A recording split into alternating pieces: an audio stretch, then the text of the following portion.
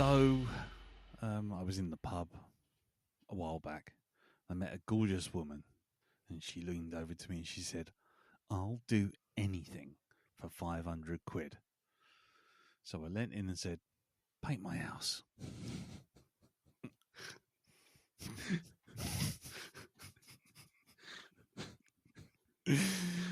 I have a pen.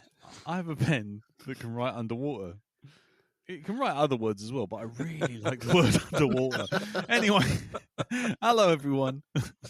Welcome to the Black Dog 178. Fucking I'm idiot. Lee. I'm Darren. And I'm Elton. Yeah, no Jim this week. He's on holiday because we killed him with these bad jokes. Yep. Yeah, so he's absolutely refused to come back until I stop saying them. No, actually, he'll be back next time. So he's away, but everything else remains the same. We'll see how everyone's week's been, and then we will see if there's any feedback for last week's episode, and then we will move on to this week's movie, which is a collective decision. So shall we say it all together? Do you reckon this is where our internet line will go horribly, horribly wrong? Indeed. Okay. Do you think we can all say this together? Ready? Yep. Yeah. Ready? 3, 2, 1. The Avatar. Creator. G.I. Joe.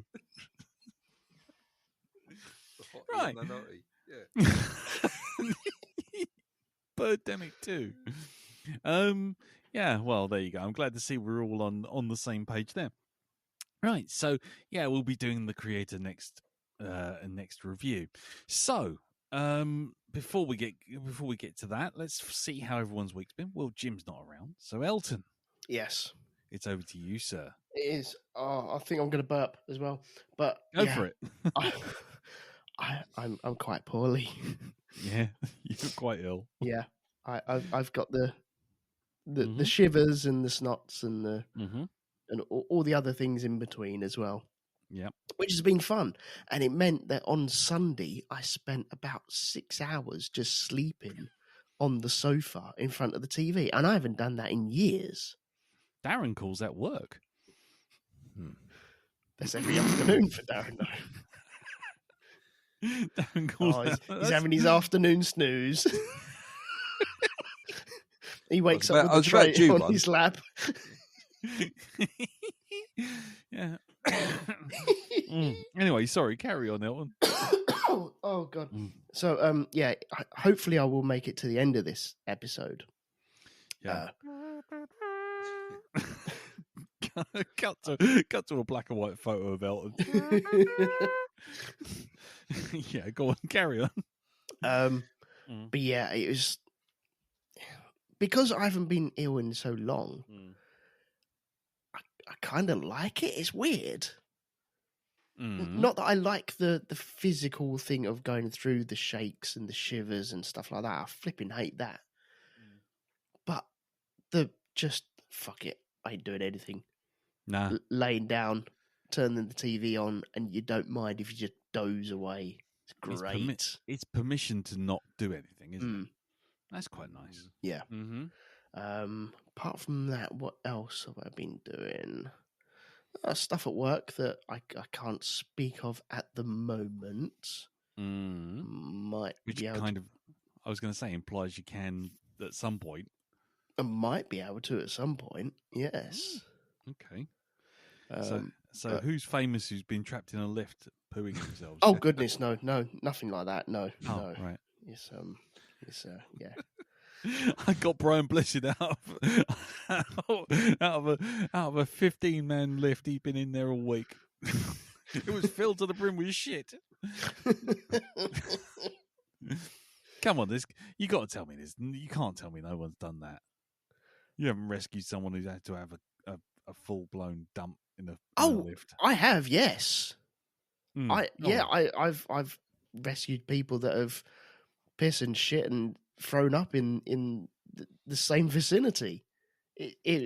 Honestly, thanks for that, mate. I've got to say it was nice, timing rescue there. Classy birds. Yeah.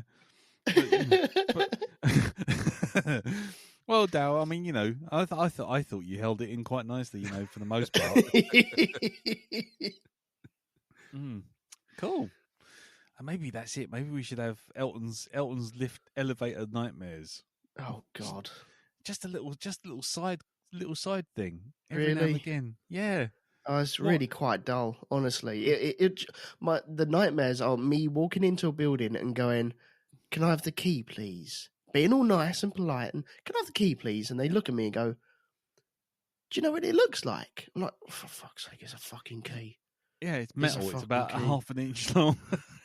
You've got a million of them. I don't know what it looks like. Would you like me to draw a representation of the teeth on it? Fucking idiots.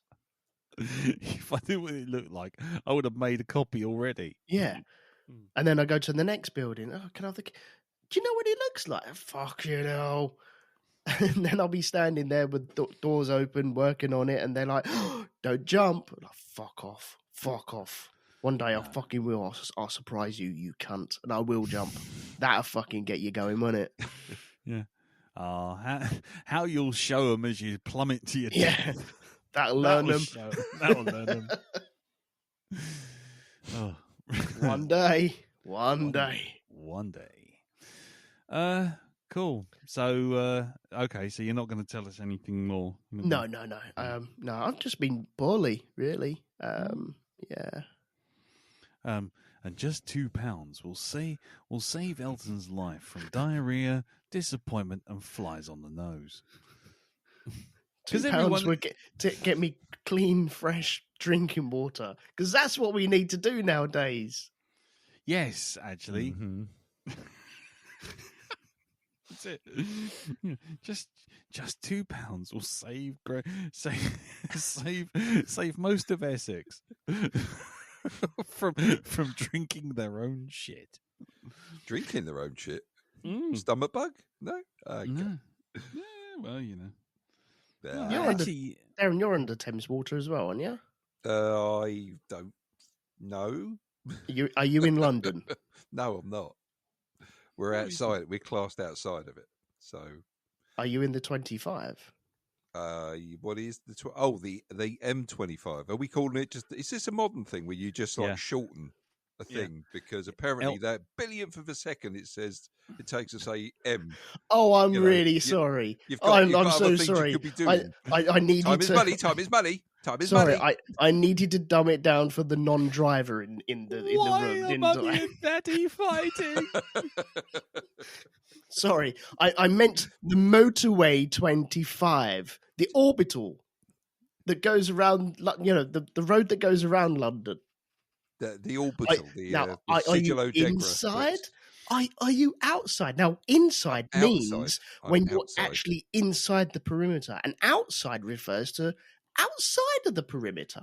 I can see the congestion charge zone from my window. If I strain hard enough, I can see it just over there by Kingston. As a non-driver, you don't give a shit though, do you? Well, I do when the driver in the family here does actually take me out of the car. So we have to be careful to skirt just skirt that line. Takes you out in the car, makes it sound like they put like a little tartan blanket on you and take you for a drive down to Eastbourne. That's right. Just so you can watch the sea and the little tourist train that goes up and down the seafront. And have your donut nicked by a seagull? Yeah, that's right. Yeah. That's painful. That is. I've had my donut nicked by a seagull. Euphemism. Yeah, hold on. Jim's not here. Euphemism. There you go. Bro. Yeah. Don't have your donut nicked. That's an after sting.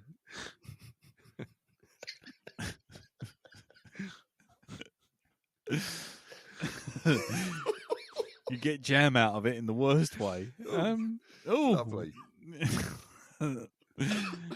Anyway, right, we've killed Elton. Okay.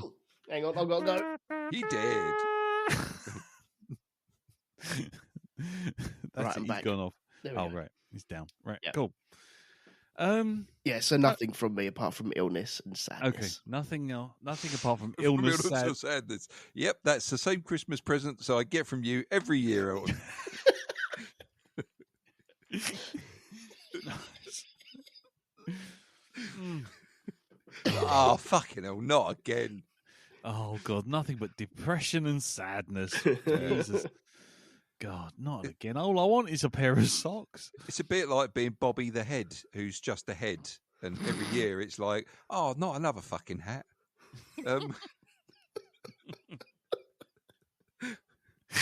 What am I going to do with slippers? Hold on, what's this I got from Jim Bowen? A fucking speedboat? What? Yeah. I hate to tell you, but this necktie is taking the piss. Anyway. It's a headscarf. Look.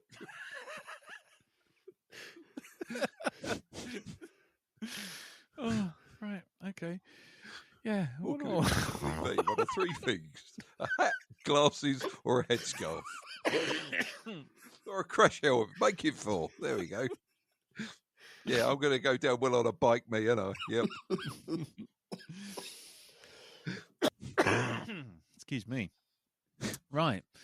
Okay. Well, moving on from Elton while he slowly chokes to death in the corner. Darren, how's your week been? My week's been all right until, of course, I went back to work. Then, of course, any of that good stuff that I do on the weekend goes out the window. Any good feeling I feel. Mm-hmm. And it just evaporates, and I go back to the way I was on the Friday before. Mm-hmm. So this week, we thought we'd get out and do something for our sort of like mental health. We get out and go walk around like the park near the lakes in Virginia Waters. Mm-hmm. And never met her. Never met her. No. Fucking really gorgeous, lovely, absolutely lovely. Really was. Spent about 2 hours walking around this place, just taking in the sun and what have you. Any goodwill that, like I say, any goodwill that built up, of course, was destroyed by going into work on Monday morning anyway. Obviously. Indeed.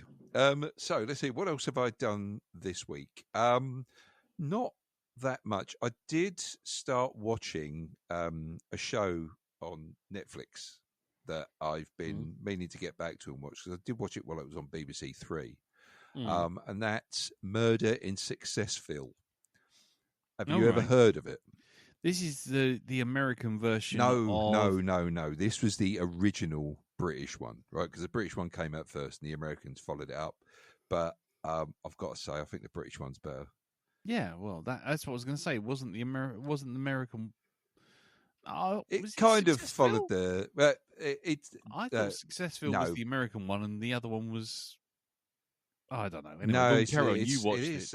It's Murder in Successville. Mainly because all the town's inhabitants are famous people, but they do ordinary jobs and stuff. So you've got like Taylor Swift as a ballistics expert. And let's see, who's the other ones? Gordon Ramsay is the chief of police. And the whole premise of the show is they take a celebrity each week. They don't tell them what they're going to face, and they put them into solving a murder mystery. And it just leads to them being quite embarrassed and, some real sort of like awkward situations they find themselves in. So, if anybody out for a bit of a laugh, I can highly recommend it. It is good indeed. So, get watching that. Nice. And on the games front this week, I got around to start playing a game called Dave the Diver. Okay, I know Dave the Diver very well. Yeah, go on. Have you played it?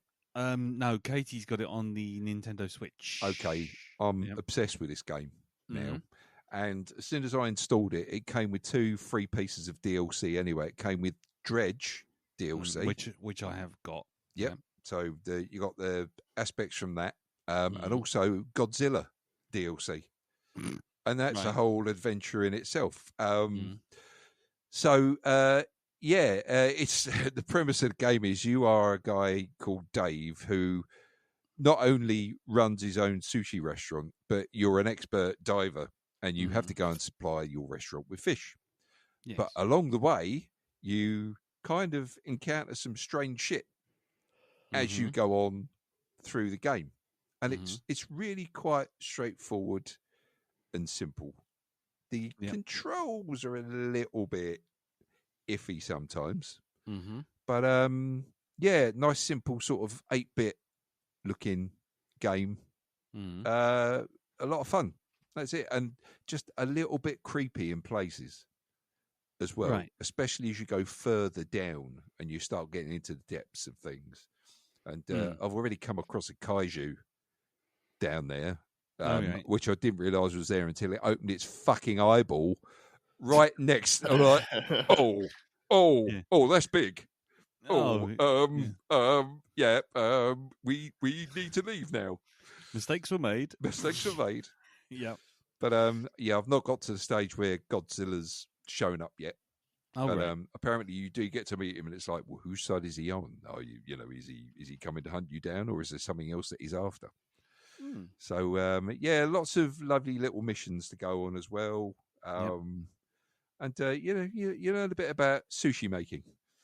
You know. Oh, okay. Yeah, I do like the bits where you get your chef, who's this kind of, Jedi type chef.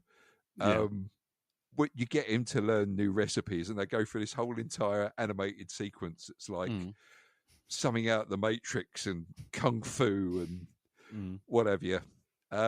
So yeah, very funny. Highly recommend it. I think it's like if you want it on PC, you can get it for about $8.99 on CD keys at the minute. Oh, nice. So it's worth checking out if you want a bit of a giggle. Cool. So there Dave you the go, Dave the Diver. It's on all formats actually. Yeah, so PS5, PS4, Xbox, PC, Switch. I was going to say, from what I've seen, it's not exactly the most taxing of games. I mean, it's just 8-bit graphics. But it's the whole thing of trying to get back up to the surface when you're slowly running out of oxygen. No, I mean taxing as in taxing of the system. No, it's not taxing of the system at all. No, this will run on just about anything you throw it at, Won't run on mine. No, not with your internet speed, mate. So, just twang that string again, just to make sure it's all nice and tight. Yep, there we go. Do you remember the days when 1 meg sort of cost you like 5 minutes of your time? I remember them days. Mum, get off the phone. I'm still downloading Steam. The hour's nearly up. Quick, reconnect. Log off. Exactly. Save what you're doing. Anyway, I'm on a corpse run. No. Don't log off. Oh, God, do I remember them? Oh, yeah. Corpse runs, try to do the whole trick of try to supply your other characters on an RPG like EverQuest with kit that another character you're playing has picked up. So you go, drop it off somewhere, the other character appears and picks it up. I did that once, and I went across in EverQuest, which was like a, Lord of the Ringsy type game. I went across one of the deadliest sections in that game, and I was weighed down, so I'm like moving 3 pixels an hour, sweating my bollocks off, hoping that the actual invisibility spell that I cast isn't going to give out anytime soon. Yep.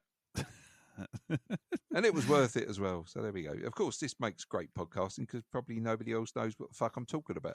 Well, let's be honest. I mean, does EverQuest even exist anymore? It does. It's still around. You could play it in sort of like 2 different forms. I think the fancy pants one that they brought out, and then the original. But I tried loading it up. I thought, I've got good memories of this. I've got good memories of this game. Forgetting the bad memories of the game, of course. But I loaded it up. Mainly the people. Yeah. Mainly the people, yeah. But I loaded it up, and I got stuck in a cupboard for 5. I couldn't get out. I was in a cupboard. I appeared, and I'm in like, I think it's a cupboard or a cage, and I couldn't get out the front door. So that was it. I just, fuck this. That was it. I uninstalled it. Never went back. So how did I play this fucking game in the first place? Yeah, I know. How was this playable? It was never playable. It was just bollocks. It was just like press go, wait, and just run around. But anyway. I do remember your rather fine polar bear hat, though. My polar bear hat was fantastic. Your polar bear hat for your barbarian character. Saurian's polar bear hat and dual wolf daggers was the finest work. I actually remember some other player coming up to you and admiring your polar bear hat. Yes. I think they said something to you, didn't they? They said, "No, Yes. that's a fine hat you're wearing there, That's sir." a fine hat. It's like, who the fuck are you? I thank you. Yeah. Doffs the cap. Yep, there we go. Don't doff the cap. I don't want nobody nicking my fucking hat. Is it just Yes, bollocks leave my to hat them? alone. Leave my hat alone. It's a nice wolf bear hat thing.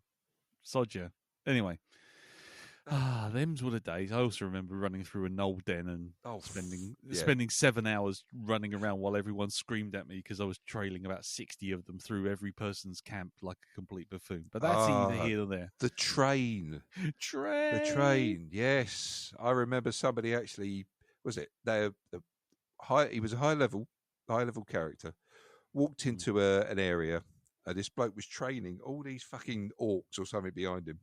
And he just put the broadcast out of the thing. He goes, "I am a station. All trains stop here." And he just cast an error effect spell, and the whole fucking lot just dropped dead. That was it. Monty. Yeah. That was it. Who? Monty, the guy who used to play Monty Pythonos. I wonder where he got that name from. I don't know. So you're listening to the RPG podcast with me, Darren Barnard, Lee McCarthy, and Elton. I don't know what the fuck these two are talking about. McManus. Yep. Yeah, we're going to discuss it. I'm just here for the biscuits. Yes, we're going to discuss an RPG from 1997. Yeah, but anyway. Attic Attack, right? Okay. Oh my fucking god.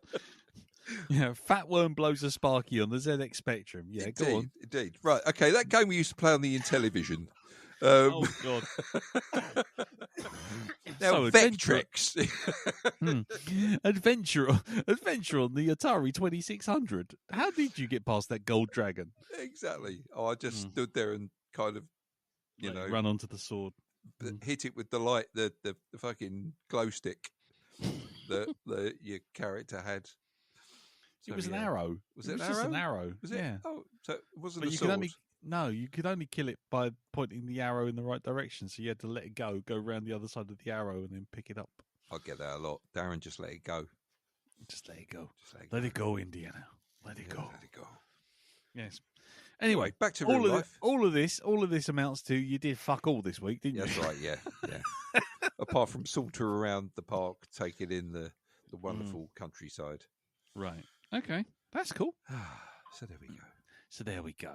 Okay. Well, I've only watched 2 things this week. The only other thing I've got is going to Cambridge tomorrow, but I'm sure that next time we're on, I'll probably have something to say about that.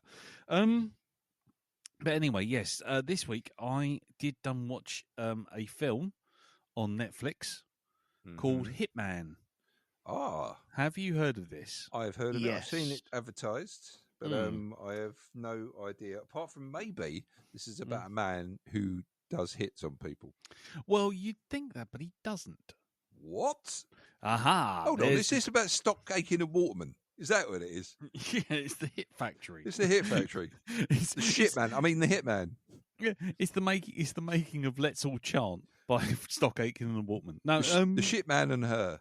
That one, no. Yeah, with Michaela Strachan getting. Do you want to finish that sentence? No, no. It was a very odd show at the middle of the night. No, it's basically a guy, an actor you might have seen in Top Gun Maverick, if you've ever seen that. Have you seen that? I have seen that now. Yes. Yes. Oh, Darren, have you seen it? No, you haven't. Haven't right. yet. Okay. It's on Netflix. Check it out. But one of the new up and coming pilots, who's a bit of a show off. He's the actor who plays him is a guy called Glenn Powell, and he's in this Hitman. And essentially, it's a cross between film noir, twisty turny thing, romantic comedy, and do you remember a film with Richard Dreyfuss and Emilio Estevez called Stakeout? Yes, I do. Yes. Right. Now, it's kind of like that, because what you've got essentially is you've got this Glenn Powell guy, and it's based mainly off a true story. They do tell you where they made changes at the end of the credits roll, but essentially what happens is he's a psychology professor at university, and on the side he basically earns extra money on the side by working as a tech guy for the local police, and especially this unit that entraps people who are looking for hitmen. And basically hitmen don't exist for real, but the police always kind of entrap people who are intent on murdering people by sort of putting out like a sort of guy pretending to be a hitman, and so having the criminal come up and say, "Oh, would you mind killing like my brother because I fucking hate him? He's 500 quid," and then obviously getting arrested for intent to murder. Anyway, and the person who's normally playing the pretend hitman is a policeman who's sort of given a sort of like 60-day suspension or 100-day suspension. So in a desperate maneuver, the team put this psychology professor, who's a right nebbish, floppy hair, big glasses, bit buck teeth, all that kind of stuff, and he likes to wear loose loose shorts because it keeps the air fresh around his nethers and all that kind of stuff. And essentially, they put him in and say, "Look, we've got no one else. Our hitman has been put on suspension. We need to do this job. We need to get this person. We've been following him for ages, and he's going to hire a hitman, and we want to nail him with evidence. You've got to get him to ask for to kill his wife." So this nebbish tech nerd geezer kind of goes out there and finds that he's got this ability to read people and give them the fantasy that they want based on hundreds of hitman films that he's seen over the years. And he's got this sort of chameleon-like ability to sit down and pretend to be a hitman and entrap various people. And so you get lots of like a montage of him like in various silly costumes pretending to be hitmen, because what he does, he finds out who the target is, looks through their Facebook wall, sees what they like, sees what they don't like, and then sees what they kind of obviously must be expecting in a hitman. So at one point he even turns up dressed up in a complete sharp suit and does this absolutely pixel perfect impression of Christian Bale from American Psycho. Anyway, and he does all this until one day he gets this lady who wants her husband murdered, and she comes over, sits down in front of him, and he falls for her. And he realizes that she's being abused by the husband, and sort of goes, without sort of breaking the role of this hitman called Ron, goes, "Before you do anything, before you pass me that wad of money, maybe what you want to do is take that money and fuck off somewhere else and get yourself a new life, and then use the rest of that money to sue your husband and file for divorce." And she goes, "Oh, but you're putting yourself out of a job." And he's like, "Yep, just trust me on this." And off she jolly well trots, until several weeks later he runs across her again, and instead of being himself, he goes back to being Ron, and suddenly a romance ensues. Oh. Okay. And so that's the problem. He's pretending to be this cool, calm, suave kind of guy. Really, inside he's a complete knob. And she thinks he's a hitman. Right. So, but he's not. He's not. He's not. And in the meantime, the police are like, what was it that gave it away? Why didn't she hand him over the money? So the police are kind of looking into him. He's trying to have a relationship with this girl while pretending to be a hitman who he's not. And in the meantime, the husband's getting involved as well, trying to hire a hitman to kill her off. Oh, God. and that's the thing. And so the whole film just sort of balloons into this kind of, oh God, kind of affair. And it's not nearly as action packed as you might think with a film title of Hitman. But it's quite amusing. It's quite funny. And it's quite, it's got romance, and it's got a bit of film noir in it, a sort of, because you're not entirely sure whether or not she's a femme fatale and she's playing him a little bit or not. And yeah, it's an interesting film. I actually quite enjoyed it. I came away thinking, at first I thought, oh God, no. By the end I was thinking, oh, that was actually really good. So it's on Netflix. It's called Hitman. Okay. And yeah, it's not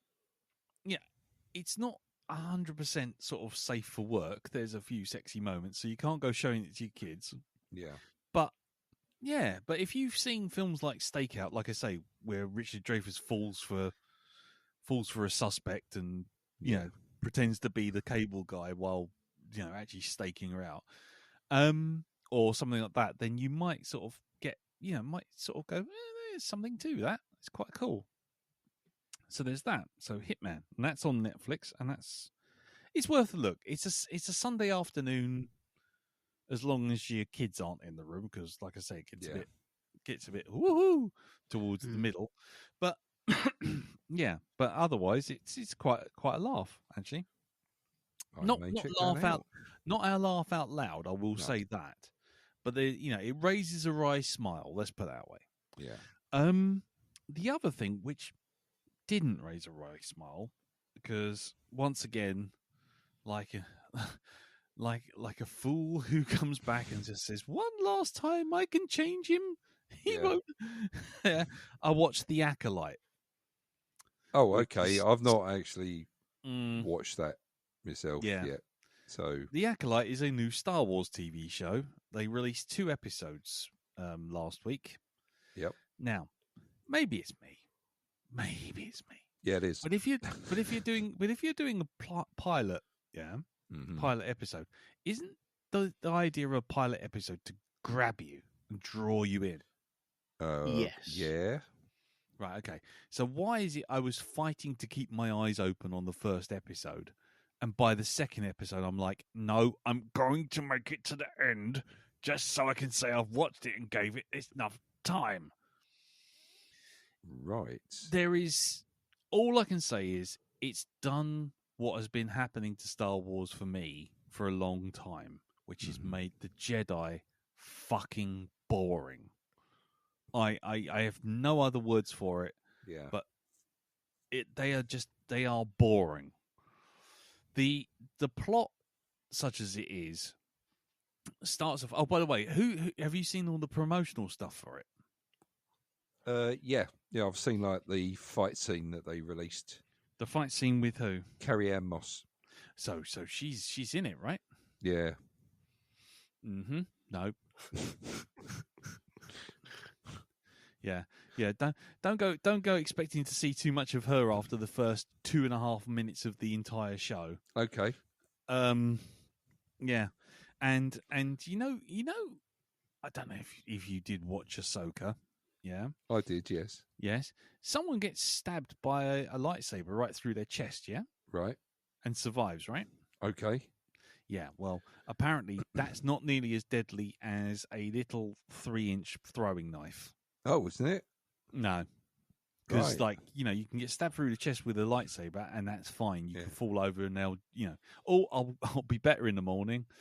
But apparently in Acolyte, you get a very slowly thrown knife, and you're dead. The plot, such as it is that there's a lady. A dark force trained assassin. Yeah. Who essentially turns up, looks at Carrie-Anne Moss in a bar, and then goes, "Shut up, Amazon, fuck off," and goes. No, she doesn't say "shut up, Amazon, fuck off," but she turns up in this sort of like standard Star Wars cantina kind of affair, and there's Carrie-Anne Moss sitting there talking to 5 people. around a table, and they're all kind of various Star Wars piratey types.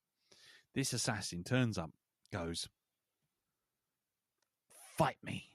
I'm here to kill you. Fight me. Hit me as hard as you can," sort of thing. And Carrie-Anne Moss is just like, "Nah, I'm not going to do anything." And then the assassin promptly does the following. She essentially murders everyone in the bar while Carrie-Anne Moss impassively sits there having a drink. And then it's only right at the end. Now bearing in mind, people have been crushed by tables, had fucking knives thrown at them, had their head kicked off into the 68th row. Literally murdered. And then finally she comes back to Carrie-Anne Moss and goes, "Hit me hard as you can." And so starts the fight that you see in the promo. And this is all in the first 2 minutes of the show. So I'm not spoiling anything for the rest of the show. Right.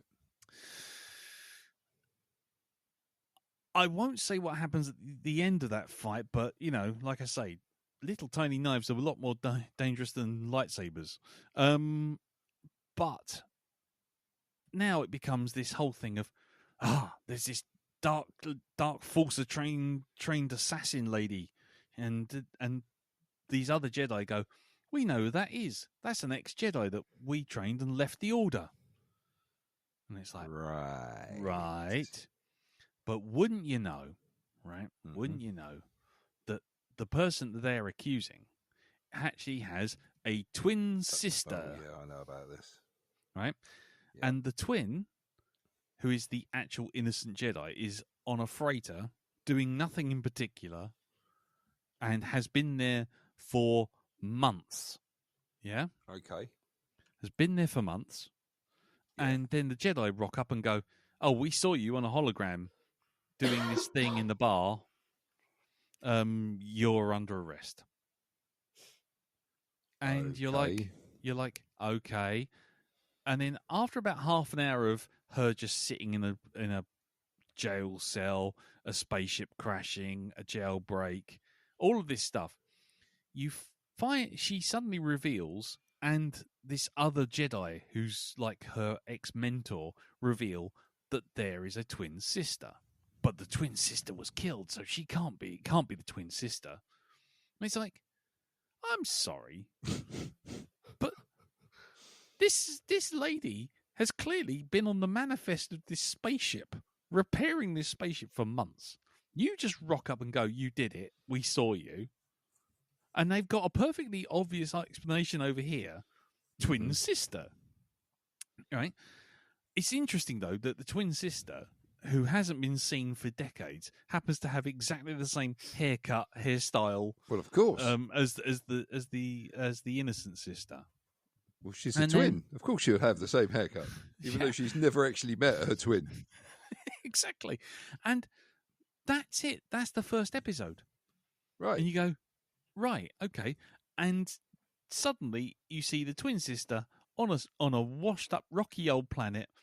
And there's some shadowy figure in the distance who goes, "Yes, this is all going according to our plan." And you go, right, okay, fine. And then just in case you didn't know they were a bad guy, they light a red lightsaber in the credits roll. And you go, what is it with Dark Jedi that even if they're doing fuck all, they have to light the lightsaber? Is it like a fidget spinner? I think so. Or maybe it was dodgy. Maybe it just went off in his hand. "Oh, sorry, love, it's never done that before." Because it was like... Maybe they're photographers and they don't want to bleach their film.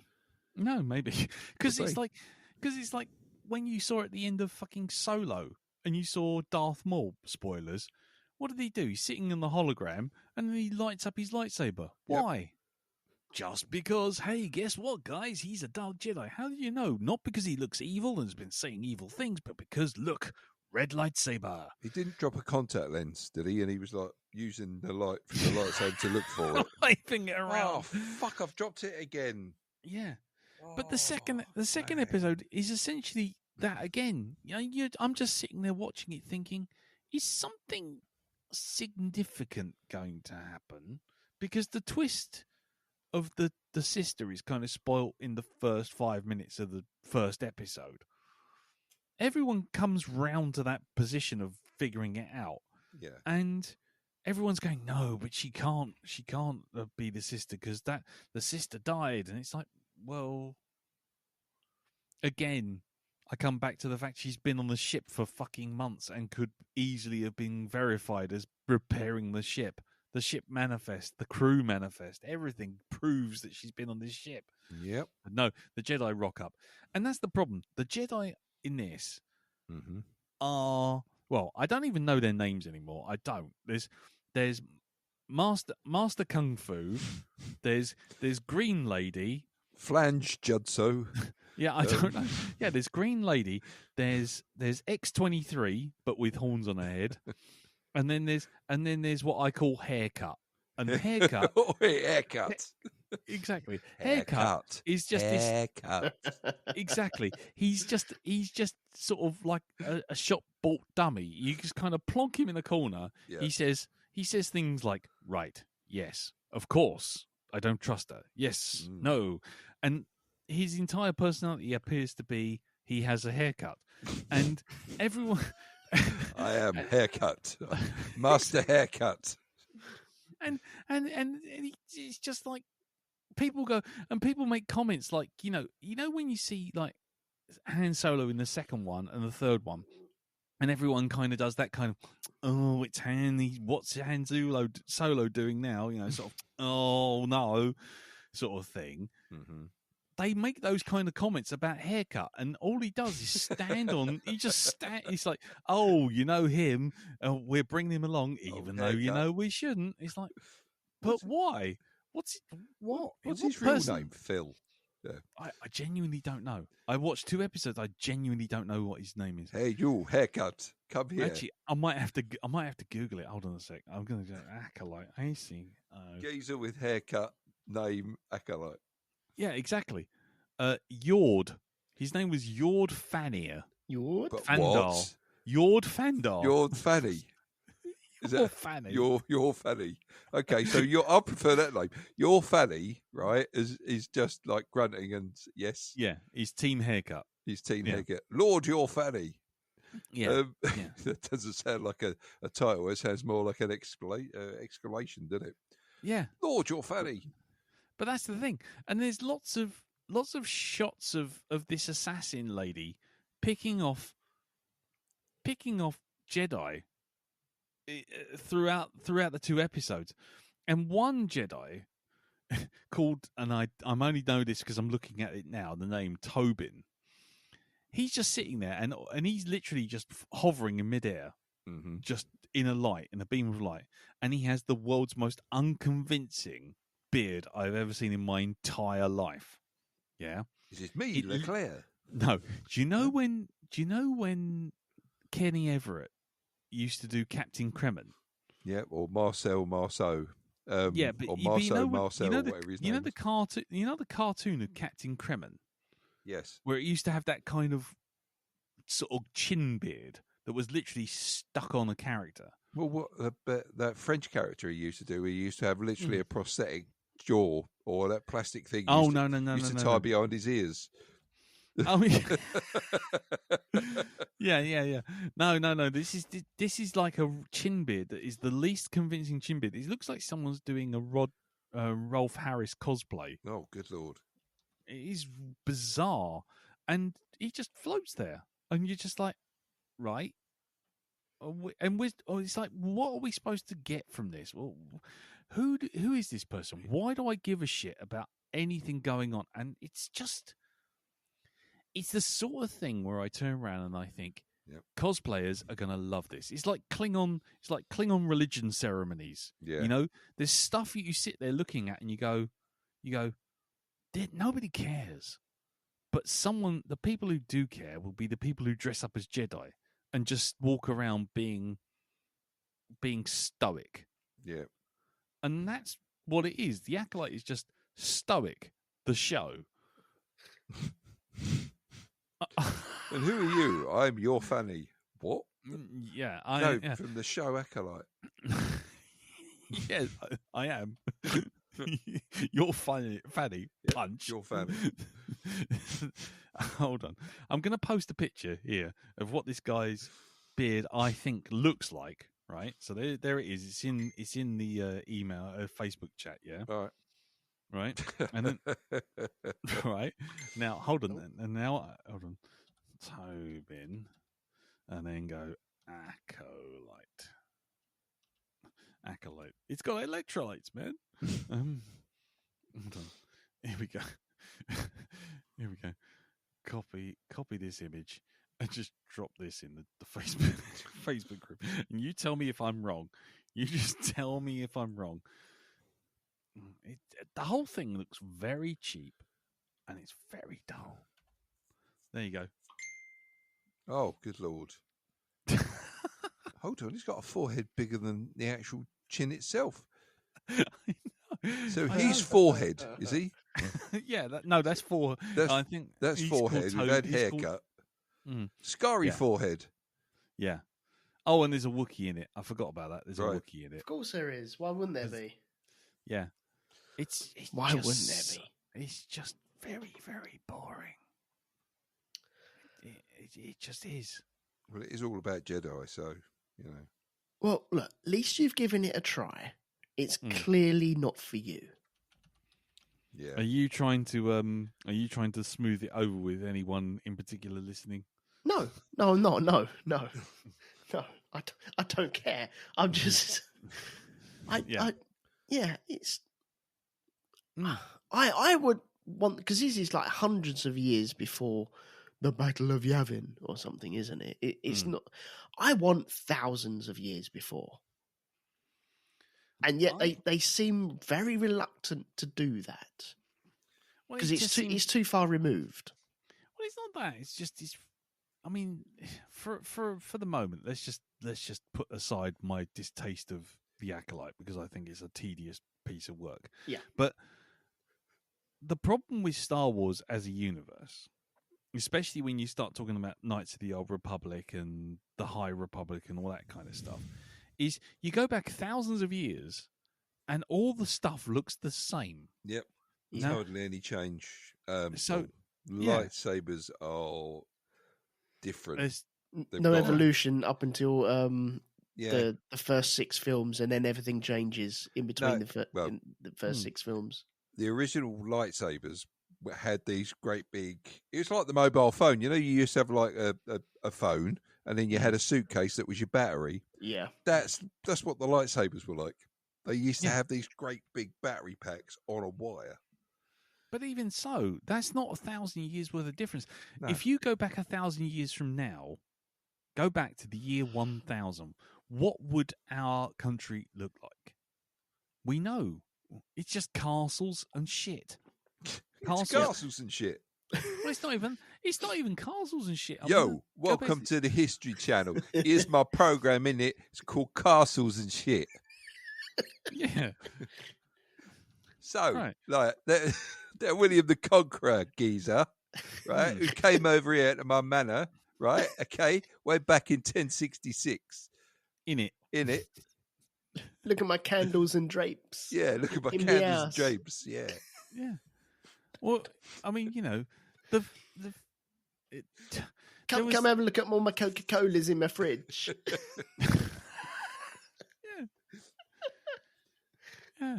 But that's what I'm saying. It's just like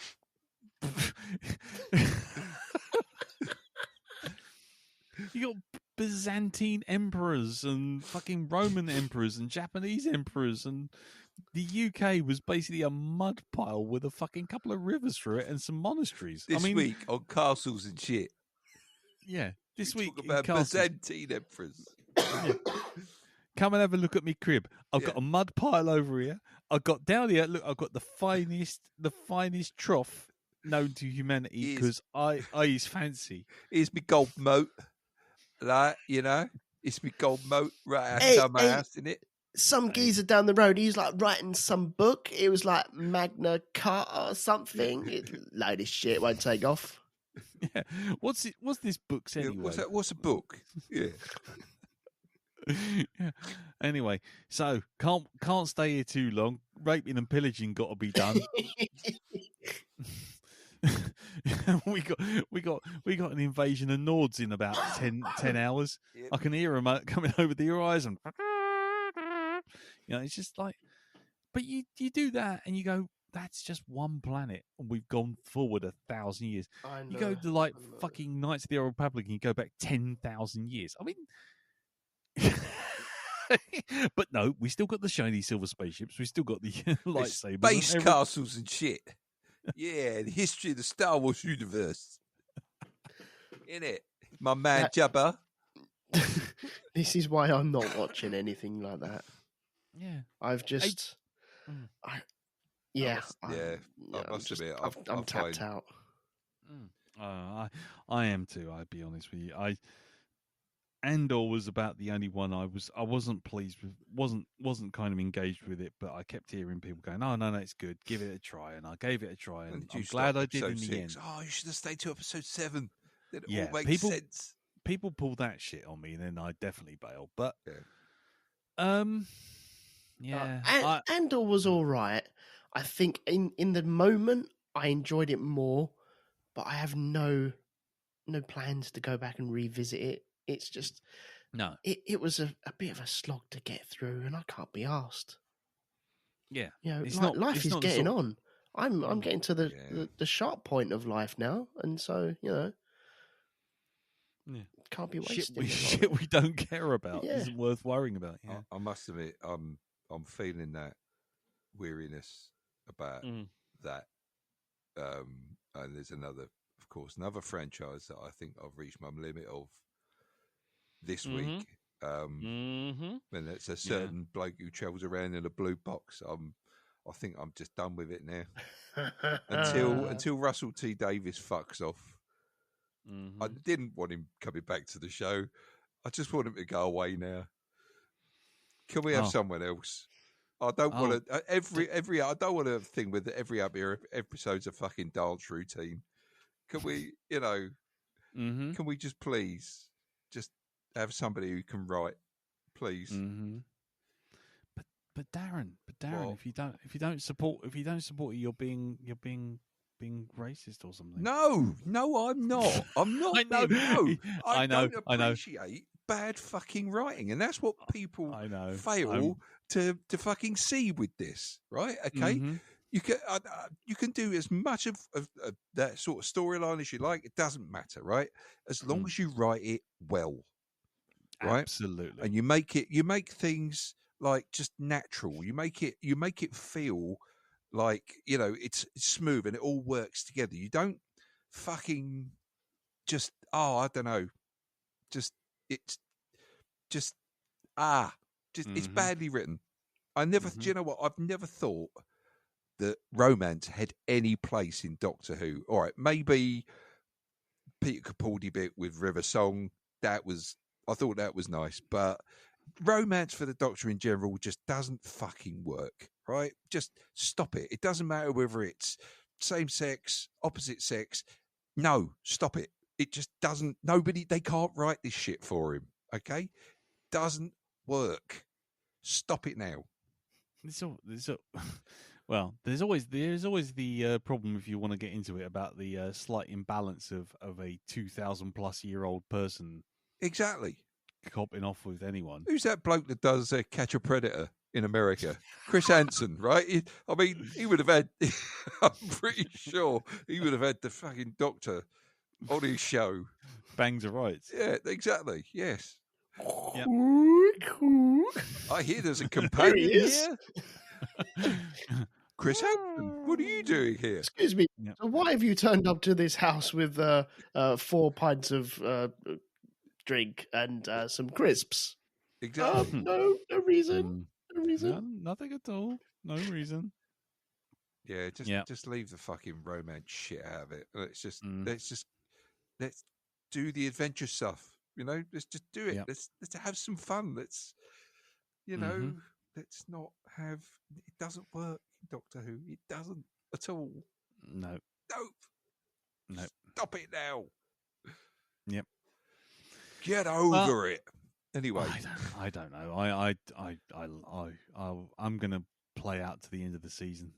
It's only 2 more episodes. Yeah, same here. I'm gonna watch it up until then to see where it goes. I thought you were done with it. No, I'm done with it. I'm never ever returning. Oh, there's 2 episodes. Okay. Then again, I don't know. Maybe I won't record. maybe I won't. Well, that's fine. You know, everyone has a limit and what they want to watch and what they don't want to watch. You watch it or you don't, and that's it. My vibe is I'm going to give it a season, which is fine because you know what? Every season of a new Doctor is always an up and down affair. So I'm just going to do that. The Acolyte for me is doing exactly what Ahsoka did, and you know, and it's just, and no, that doesn't interest me. I'm not interested in it, so I've given it a try. It bored the arse off me. I might watch the next episode because it's out tomorrow. Because someone had told me that episode 3 is apparently the kickoff point or something. So I thought, right, fine, I'll give it a go. But if it does what I think it's going to do, which is absolutely fuck all again, while all Jedi stand around looking like someone's polishing their shoes with dog shit, then I will depart this fair land and say farewell, with no ill will bore towards people who like it. That's the end of it. No, none at all. But yes, we all have our moment when we just turn around and go, enough. Unlike Elton, who obviously will love G.I. Joe forever and a day. Yeah. Yep. The thing is, though, I know it's shit. But I will love it for it. Cool. That's good. Yeah, you can trust G.I. Joe to be G.I. Joe. To be as shit as you like. You know what you're getting. Well, there is the point, I guess, isn't it? If you know what you're getting and you like what you're getting, then like it. Yep. Right. Okay. Well, let's just move on before we go to the review. Let's just go to see if anyone wrote anything in the dropped in the old feedback. Yes, we have a piece of feedback. Last week we did the Black Phone, and at one point we got into doing the Werner Herzog voice to do with the grizzly bear. And John Campion commenting on that said, "Grizzly Man, incidentally, is where the Werner Herzog saying, 'I believe the common denominator of the universe is not harmony, but chaos, hostility, and murder.'" It's a beautiful film for all of that, though, he said, which is fair enough. And maybe we will do Grizzly Man one day, because I really enjoyed that. Because I went in to see that without any idea of what I was getting into. I was at the fag end of my employment with Cartoon, because they'd made everyone redundant. It was like, what the fuck am I going into work for anymore? And I went to see it at the Curzon Cinema. Anyway, thank you, John. And Martin said on the Facebook group, while I did enjoy the film, now he's talking about Black Phone, it felt like it could have been a little leaner. Admittedly, I haven't read the original story, but it felt like they were going to embellish it as much as they could. It felt like they were trying to embellish it as much as they could, when you could have made a leaner thriller set mostly in a basement. The ghosts didn't need to be there, as the voices on the phones were enough. All the previous escape attempts coming together was an interesting touch, but it was beginning to feel like an escape room at one point with all these different methods. I was wondering I did wonder as well why the grabber didn't notice the grill or the kid tried to escape through the window. Surely there was space enough for a montage of failed escape attempts rather than having a line of dialogue cover why he couldn't get through the window. So there you go. I don't know if there's anything else in the group about it. No, we had the this week's Black Dog podcast without context, and there is a fine picture of a lady on a motor scooter, obviously coming for you, Dal. Yeah, obviously. Obviously. And that's about it, really. Oh, and John Campion also says, if you listen to the Evolution of Horror's Home Invasion series, you might have heard Bodies, Bodies, Bodies. I might have had Bodies, Bodies, Bodies on your watch list for a while. If you still want to catch it, it appears on Netflix on the UK. So yeah, there's a film called Bodies, Bodies, Bodies. I think we mentioned it somewhere. Okay. But if you still want to catch it, it's just appeared on Netflix in the UK. There you go. Always keep an eye out on the Facebook group for John Campion's post, because he always lets everyone know when there's good stuff on the old streaming. It's well worth a look. And that's it for the moment. Oh, apart from people obviously picking up, hit him some more with the wet until there's a wet sound, then hit him some more. There's a lot of comments about that. Waiting for the wet sound. Yep. Hold on. Oh, Anne-Marie Organ also said, so you know these posts that are all about how people we know have been abducted, and I'm all like, I'll say my favourite colour is yellow. Do we need to rescue Darren Barnard because bubble tea? Oh yeah. Yeah, Darren, bubble tea, man. Is it bubble tea? It's bubble tea, yeah. Yeah, I love it. And by the way, all hail the Hypnotoad. well, actually, I did. Laura Fox said, I also think he mentioned trying Thai food once. Now, if you said you mentioned Thai food or anything spicier than a biscuit, I probably would know for a fact that you were in trouble. I did try Thai food, but not the spicy type. So it was a noodle. You ate a pot noodle. It was duck noodles. That's basically what it was. Duck noodles. Are you one of these people that when you're brushing your teeth, you're like, oh, it's spicy. Oh, it's spicy. Do you have soft mint toothpaste, Dal, or is it proper pepper? No, I have fucking hard toothpaste. It's actually toothpaste with broken glass in it. Anything spicier than a rich tea, and you run a mile. It's you can laugh all you want, and it is rather strange here. I don't like hot spice, but I will eat those fucking Walker's crisps, those salt and vinegar ones that can literally peel the paint off of walls. Hang on. You're trying to show how hard you are by saying you can eat crisps. Yeah, I can. Yeah, he is. Fucking right. But have you tried discos? Yes, I have. Have you tried the crap you get at the bottom of the bag? Which is like 200% vinegar. That's got like a half-life of 50,000 years. That stuff. It's literally you eat some of this stuff and your lips purse so much you almost turn yourself inside out. Yeah, drop a bit on the decking and you watch it go like an alien. It goes look like arse face. Oh yeah. Oh, that was it. Alum. They used to do in fucking Looney Tunes cartoons. Alum, the mouth used to like that. Yeah. I just got a vision of you dropping your bag of crisps and then suddenly hearing Tom Skerritt going, "That crap's going to eat through the hole." Oh no, he's dropped a disco. he's dropped a Monster Munch. Oh God. Anyway, yeah. I'm getting all kinds of visions now of Alien being based on packets of crisp, and you get John Hurt gets done by a facehugger, and he literally gives birth to a knick-knack, a knick-knack or a Wheato. You know those tubular the Wheaties. That's it. Yeah, bacon Wheatie. Bacon Wheaties. Wheaties that are lovely. That scuttles off and becomes a Walker's Max salt and vinegar crisp. Yeah, becomes a proper Marks and Spencer's sea salt and balsamic vinegar one. Those are the ones that really make it feel like you're actually being dissolved from the inside out. They are actually the best crisps to eat if you want to do some sort of robbery and don't want your fingerprints being discovered, because it coats your fingers with this.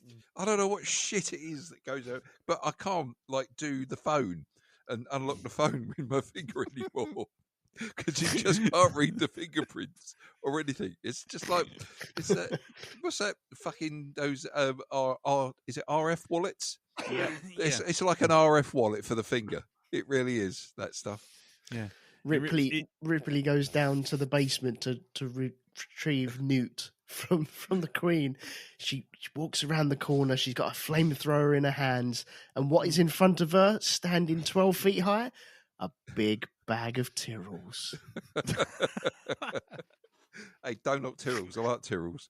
Those cheap, the lovely, lovely cheap crisps.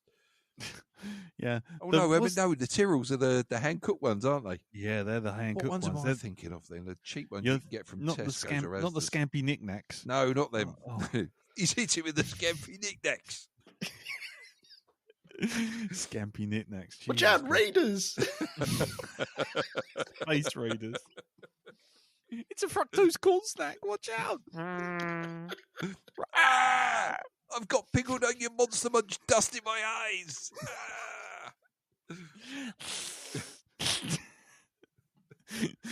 He's gone, man.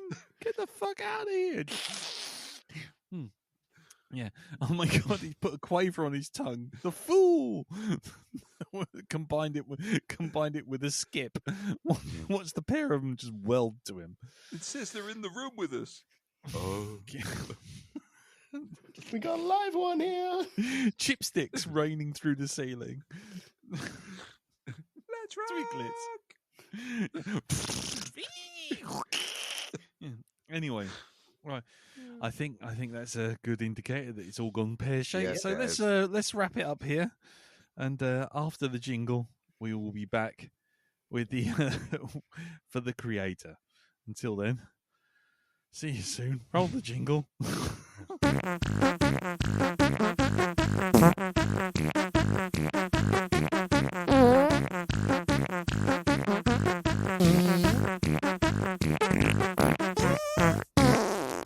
Right, so The Creator is a 2023 American science fiction film directed and co-produced by Gareth Edwards, who wrote the story and co-wrote the screenplay with Chris Weitz, whose name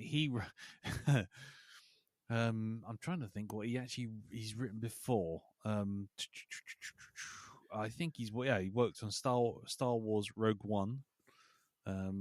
And I think he's also done some stuff on Twilight as well, but I don't know if that's acting or writing. So I haven't got time to scoot through his entire wiki, but there you go.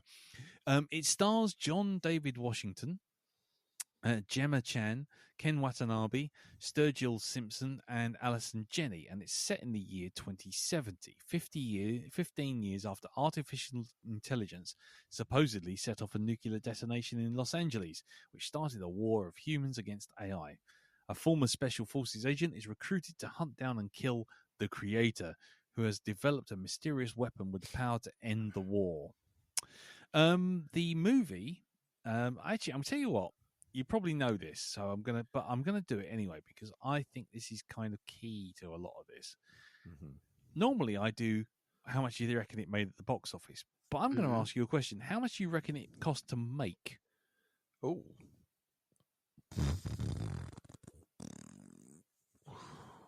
what real money? Real money. Go on, take a guess. I mean, serious we'll do answers. Serious answers because I'll do the box office bit afterwards. But I reckon 300 mil. Right, Dal? I reckon closer to. Let's see. I say about 600. 600 mil. Yeah. It actually only cost $80 million. Oh, right. So for the cost of 4 of these, you could make Avengers Endgame. There you go. For a little yeah. This is a fourth of what it cost to make Avengers Endgame. Okay. Shit. So there you go. Shit. I know. So just bear that in mind. So how much do you reckon it made at the box office, Elton?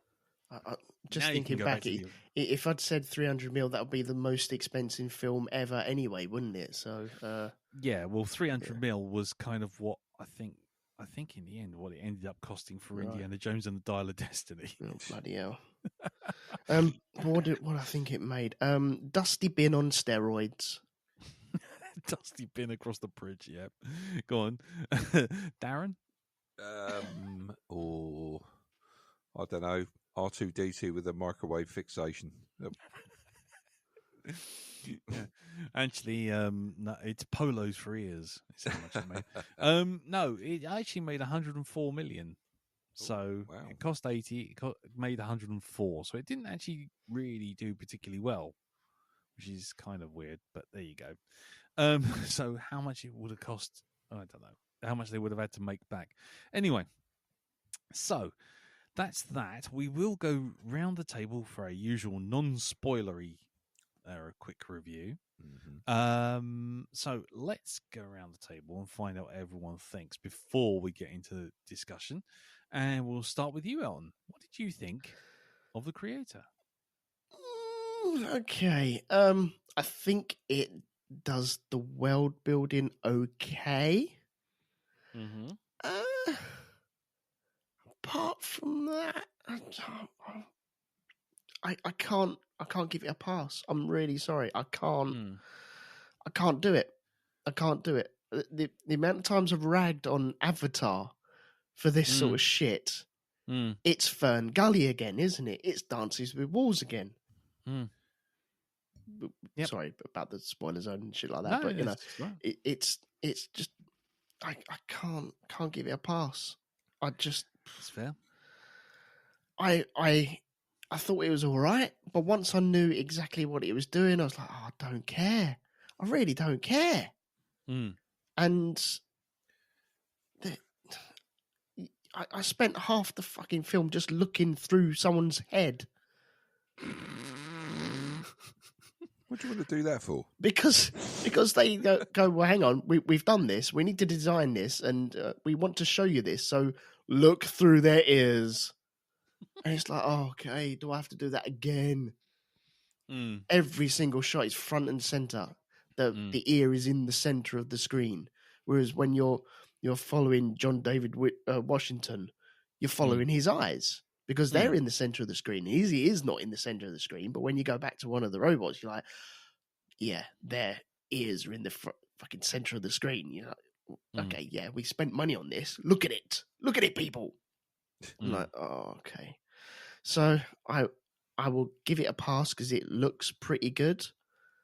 But I'm really struggling to like it. I really am. Okay, that's cool. Sorry. No, that's cool. It's cool. It's not my pick. Remember, it was our pick. No, yeah, it was our pick. Yeah. What about you then, Dal? I quite enjoyed it. Yeah, I didn't mind it at all.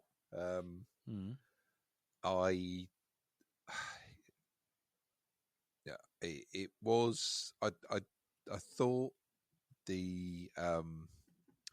I will say I thought it was a bit muddled in places.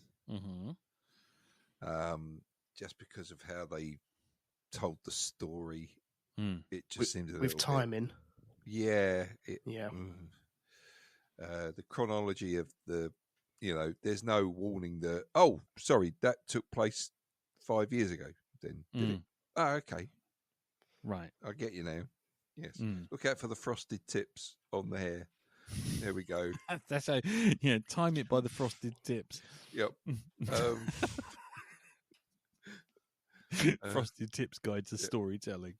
What part of history is this? Is this the Backstreet Boys history, or is this the post Backstreet Boys history? Yeah. So yeah, I actually quite enjoyed it. I thought there was I thought there was some decent emotional weight to some of it as well.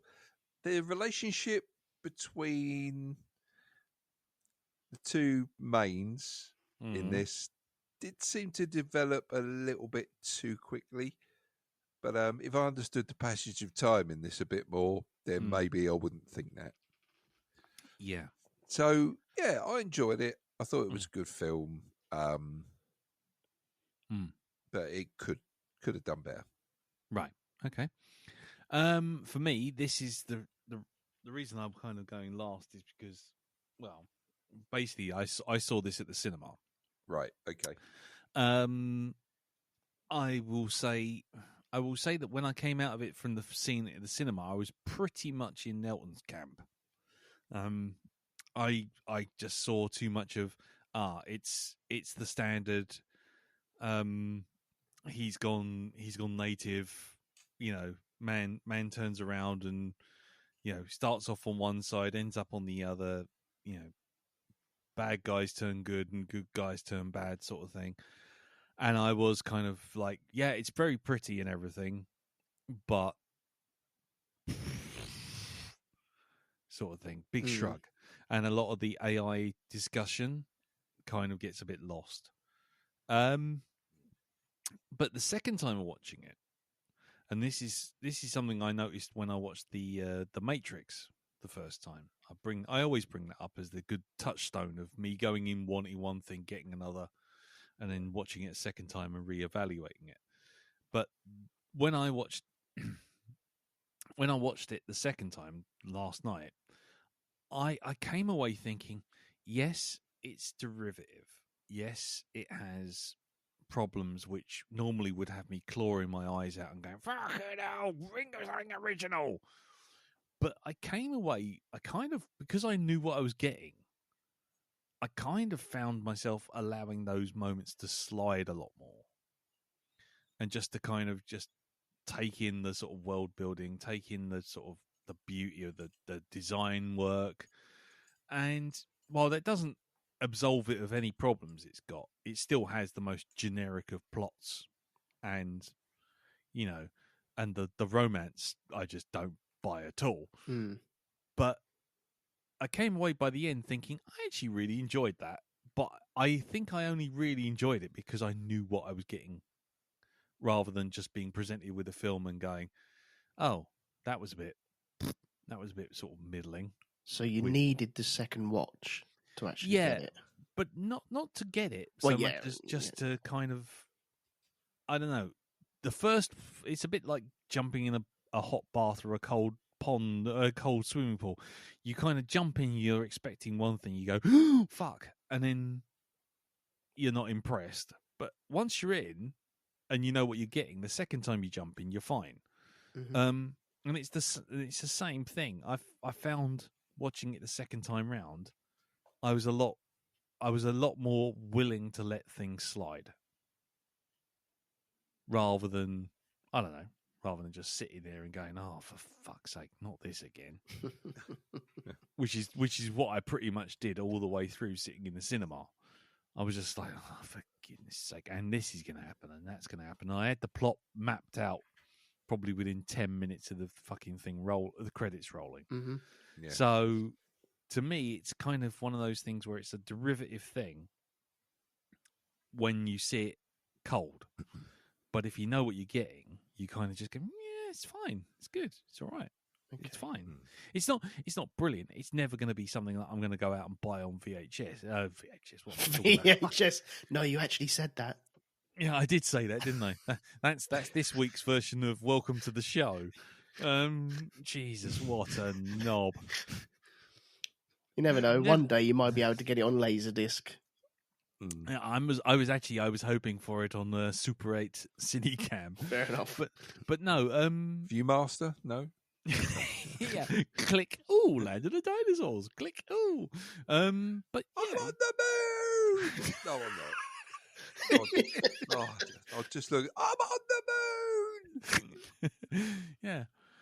So yeah, I did enjoy it. I did enjoy it. But like I say, I came away from the cinema the first time and I was pretty much spitting bullets, thinking, why? What an absolute waste of time. But it looks nice, sort of thing. Oh, it does. It does look good. Yeah. So that's that. So before we get into the spoiler zones, obviously, anyone who's not seen this film and would like to know what we're talking about but not have it spoiled, obviously you know what we think. Pause it here, go off, watch the film, come back for the rest of it. That's perfectly fine. But for everyone else, here comes the spoiler zone. Here we go. And an appearance by Jim. Euphemism. Baby, baby. Put your helmet on. We'll be reaching Cobra! Shut up, Wesley. Right, and here we are in the spoiler zone. Which one was Jim? The last one. Right, okay. Yeah, here he is. Say it again, Jim. Shut up, Wesley. Thank you. And here's Jean-Luc Picard. Euphemism. There he is. See, now we know. But yeah. So here we are in spoiler zone. As I say, any spoilers from here on in, your own fault. But in some ways, that's maybe the best place to start. The plot. Is there anything to actually spoil? Did you figure it out right from the start? I'm going to ask Darren first because I know how you feel, Elton. Yeah. Darren. What did I figure out? Pretty much where it was going. it's Dancing with Wolves, Little Big Horn, Little Big Man, Fern Gully, Last of the Mohicans, Avatar, all those movies where it all suddenly they all go native, shall we say, for want of a better phrase. Well, he's already kind of gone native at the beginning of the film anyway, right? So I don't know. I sort of enjoyed the road trip that this put them on. You know, I didn't think it was, Kevin Costner versus the Blue Smurfs. If I've got to be honest, I don't know. There is a lot of signposts for things how they are going to go. You can kind of think, see that, Washington's not going to make it out. Yeah. And it will probably be the little boy left on his own, or little girl. Was it? Little girl. Yeah, that was it. Yeah. But my point was, as soon as you saw the little girl, was there any doubt in your mind where the story was going? No, I mean, seeing it in the trailer, it's kind of like, he must care for a child. He must look after the child. He is the Mandalorian. I mean, he is. Yes. Child is magic. Oh, yeah. God. So, there were shades of Mandalorian, The Last of Us, where that aspect is concerned. Both of which came out after. Yeah. Yeah. But indeed. But oh man. Yeah. Yeah. So it didn't annoy me, it just didn't impact that much. Okay. That's cool. No, that's fine. It's just obviously once you kind of see the kid, I feel like you're on a ghost train. You know exactly where this thing's going and where it's going to end up, and I just wondered if that sort of impacted you, but obviously it didn't. But no, I kind of brushed past it and wanted to see how this world looked and just marveling at some of the CG in it. Yeah. It's got a very sort of what's that? In the Loop. Is it In the Loop? Tales from the Loop. Tales from the Loop. That's it. It's got a very sort of Tales from the Loop look about it where the robots are concerned. Because they all look like they could have been in Tales from the Loop. Oh, yeah.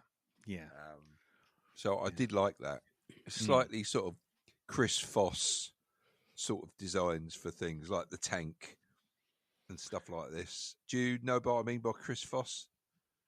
Yeah, I do. Yeah. Elton? Do you know Chris Foss? Yes. Yeah. Exactly. For anybody that doesn't, I think he was very big during the 70s and the 80s for his for doing an awful lot of book covers for people like Arthur C. Clarke and stuff like this. Got a very distinctive sort of style for his sci-fi work. And that. And I thought there was some of that in there. Yeah. I really did. But I like I say, I brushed past that aspect of it and just thought, well, let's see where this takes us anyway. Let's just go on the journey. Okay. And like I said, it came out enjoying it. So cool. So over to you, Elton. I mean, I think we already know the answer, but I mean, what were you just like checked out almost instantly as soon as you figured it out, or? No, I didn't check out immediately. I gave it its due. I quite like films when they do chapters. That's a thing I really do enjoy. Number one, it also gives you a pause point as well to go to the toilet or to get some refreshments. Right. But it also sets up what you're going to be seeing as well. And I think that's good for idiots like me. Because sometimes the point of things whizzes past me by. I'm like, oh, bloody hell. Should have had that in the first act, and I didn't get it, and so it frustrates me sometimes. So I like it when they do that. And there were a couple of moments where, Darren, you're right, he has kind of turned native already. Yeah. And from that perspective, I was like, okay, fine, let's see where this is going. I didn't really have a clue at that moment, which was nice. There was a bit where I think one of his teammates said, "Oh, don't go native," and that was a moment where it clicked in my head. It was like, "Fuck, oh bollocks!" Now you said that. That's the thing that's going to happen, isn't it? Yeah. But like you, Darren, said, I enjoyed the journey. I quite like what was going on. I liked the world. I thought the CG and the characters were well built, well constructed. Thought had gone into their design and everything like that. I thought they were great, and there was little things I was picking up even towards the end of the movie as well. Some of the robots were fantastic. That big one that went, it was a pleasure serving with you, ma'am, and just ran out the door to explode later on. Brilliant. Oh man, I could do it. I'm not going to say I could do with a film of just that robot, because that would fucking happen in Star Wars, wouldn't it? But yeah. Well, it's Gonk is on its way. Yeah, I'm he's sure. Gonk, isn't he? Yeah.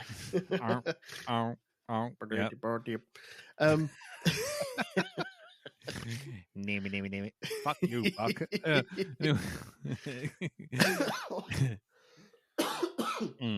But I think where I started to really drift off of things was when we started flying to the moon. Because we've been tethered to the Earth all this time. And then that was the point. Sorry? That was the point, yeah? I think that's the point where I lost it. Right. And kind of distances and stuff like that just didn't really mean anything. So their big ship that's dropping all these missiles, I thought it was in the atmosphere. And Nomad, yeah. Yeah, I got the feeling that it was in the atmosphere. It didn't seem as if it was that high up. And then when we went up to it and we were on our way to the moon, and we'd been traveling, at this point, we'd all put our trade tables down and we were actually opening our peanuts and having our first lunches as we was going up to the moon and looking for sending back for like a 2-day journey to the moon. And it was like, oh no, we're just going to stop off at this place. It's like, for fuck's sake. So now it's out in orbit, is it? Because it didn't look like it was in orbit when it was dropping missiles earlier on. When it was coming over the hill, it didn't seem like that. Well, I mean, okay. I mean, I will step in to defend it here, because the thing would fly to wherever it was needed. This is true, yeah. The atmosphere. So there was never... I mean, there was a couple of moments, I will say, where I was watching it going... So hold on, is it up in the air or is it down on the ground? Is it in space or is it in atmosphere? Oh, we shouldn't be thinking that. It should be told to you, or you shouldn't need to ask that question. But the whole flying up to the moon thing, they really didn't get much further than the sort of upper atmosphere. No, I understand that. So the thing was already up there. I know, but It wasn't like it was halfway to the fucking moon and then just turned around and came back. No, I know that, but we watch launches. Yeah. We watch SpaceX go up, and within 20 minutes they're all back down in like a crumpled heap on fire, aren't they? So we kind of know how long these sort of things take when they skirt the outside of the atmosphere. And yet this seemed to like 30 seconds and it was like already up there. It would have been way past and would have had to like turn around and come back, put the handbrake on. It just felt clunky in its distribution of time and distance. And there's another little bit where the little girl, Alfie, is running around on that big ship, and she's going towards the thing that she has to do where the big planet is. Obviously there's the big hologram in the middle. Why wouldn't there be? There always is. And so she's running towards that, and they're like, "Oh yeah, we have to evacuate." And as she's running past windows, there's already people going, "Pum, pum, pum." You're like, we've only just told these people to do this, and already they're doing this. It just felt that there was no time given, no time allowance, and it felt really clunky. Like at the end, when we've only got 5 minutes, you got to get off before the timer comes down. Only got 5 minutes. Yeah, but I've got time to get this woman.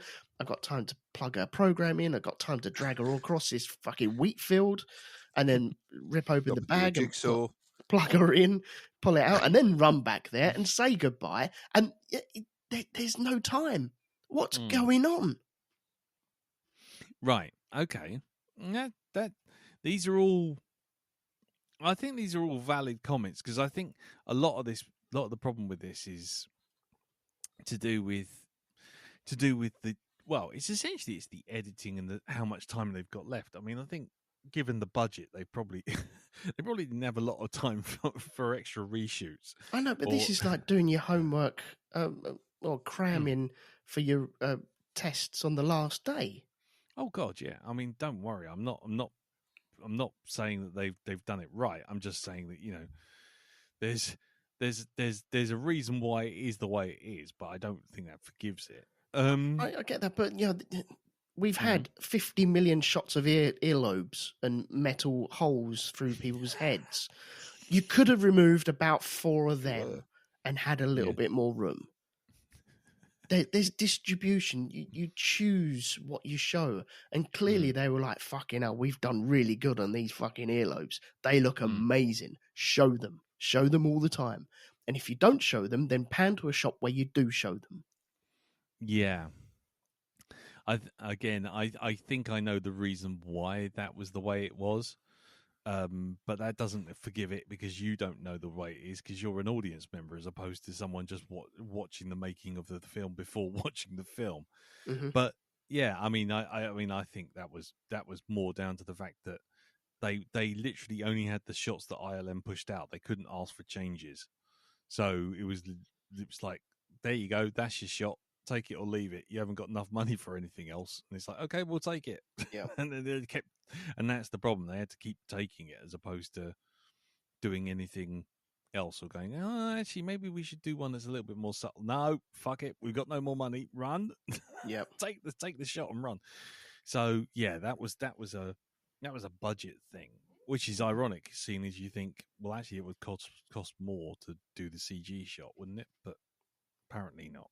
Right.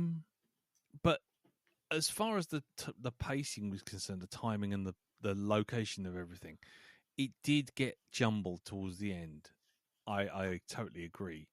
There's the bit when you see all the rockets flying out to the different AI sites.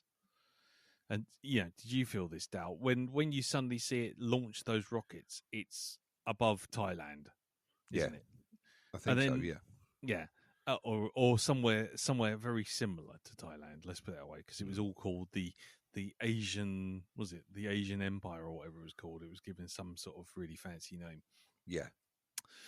And New Asia, that was it. And so you got New Asian Peninsula, which looks like Thailand, and then all of a sudden it's like next shot it's in orbit, and then the next shot it's coming in over the top of the mountain, and then the next shot it's in orbit, and it's like, where is it? Is it in orbit, or is it above this mountain? Please, someone tell me where we are. Yeah. Yes. That's where it is. Yes. Yes. Where is it? Is it suborbital or orbital? Yes.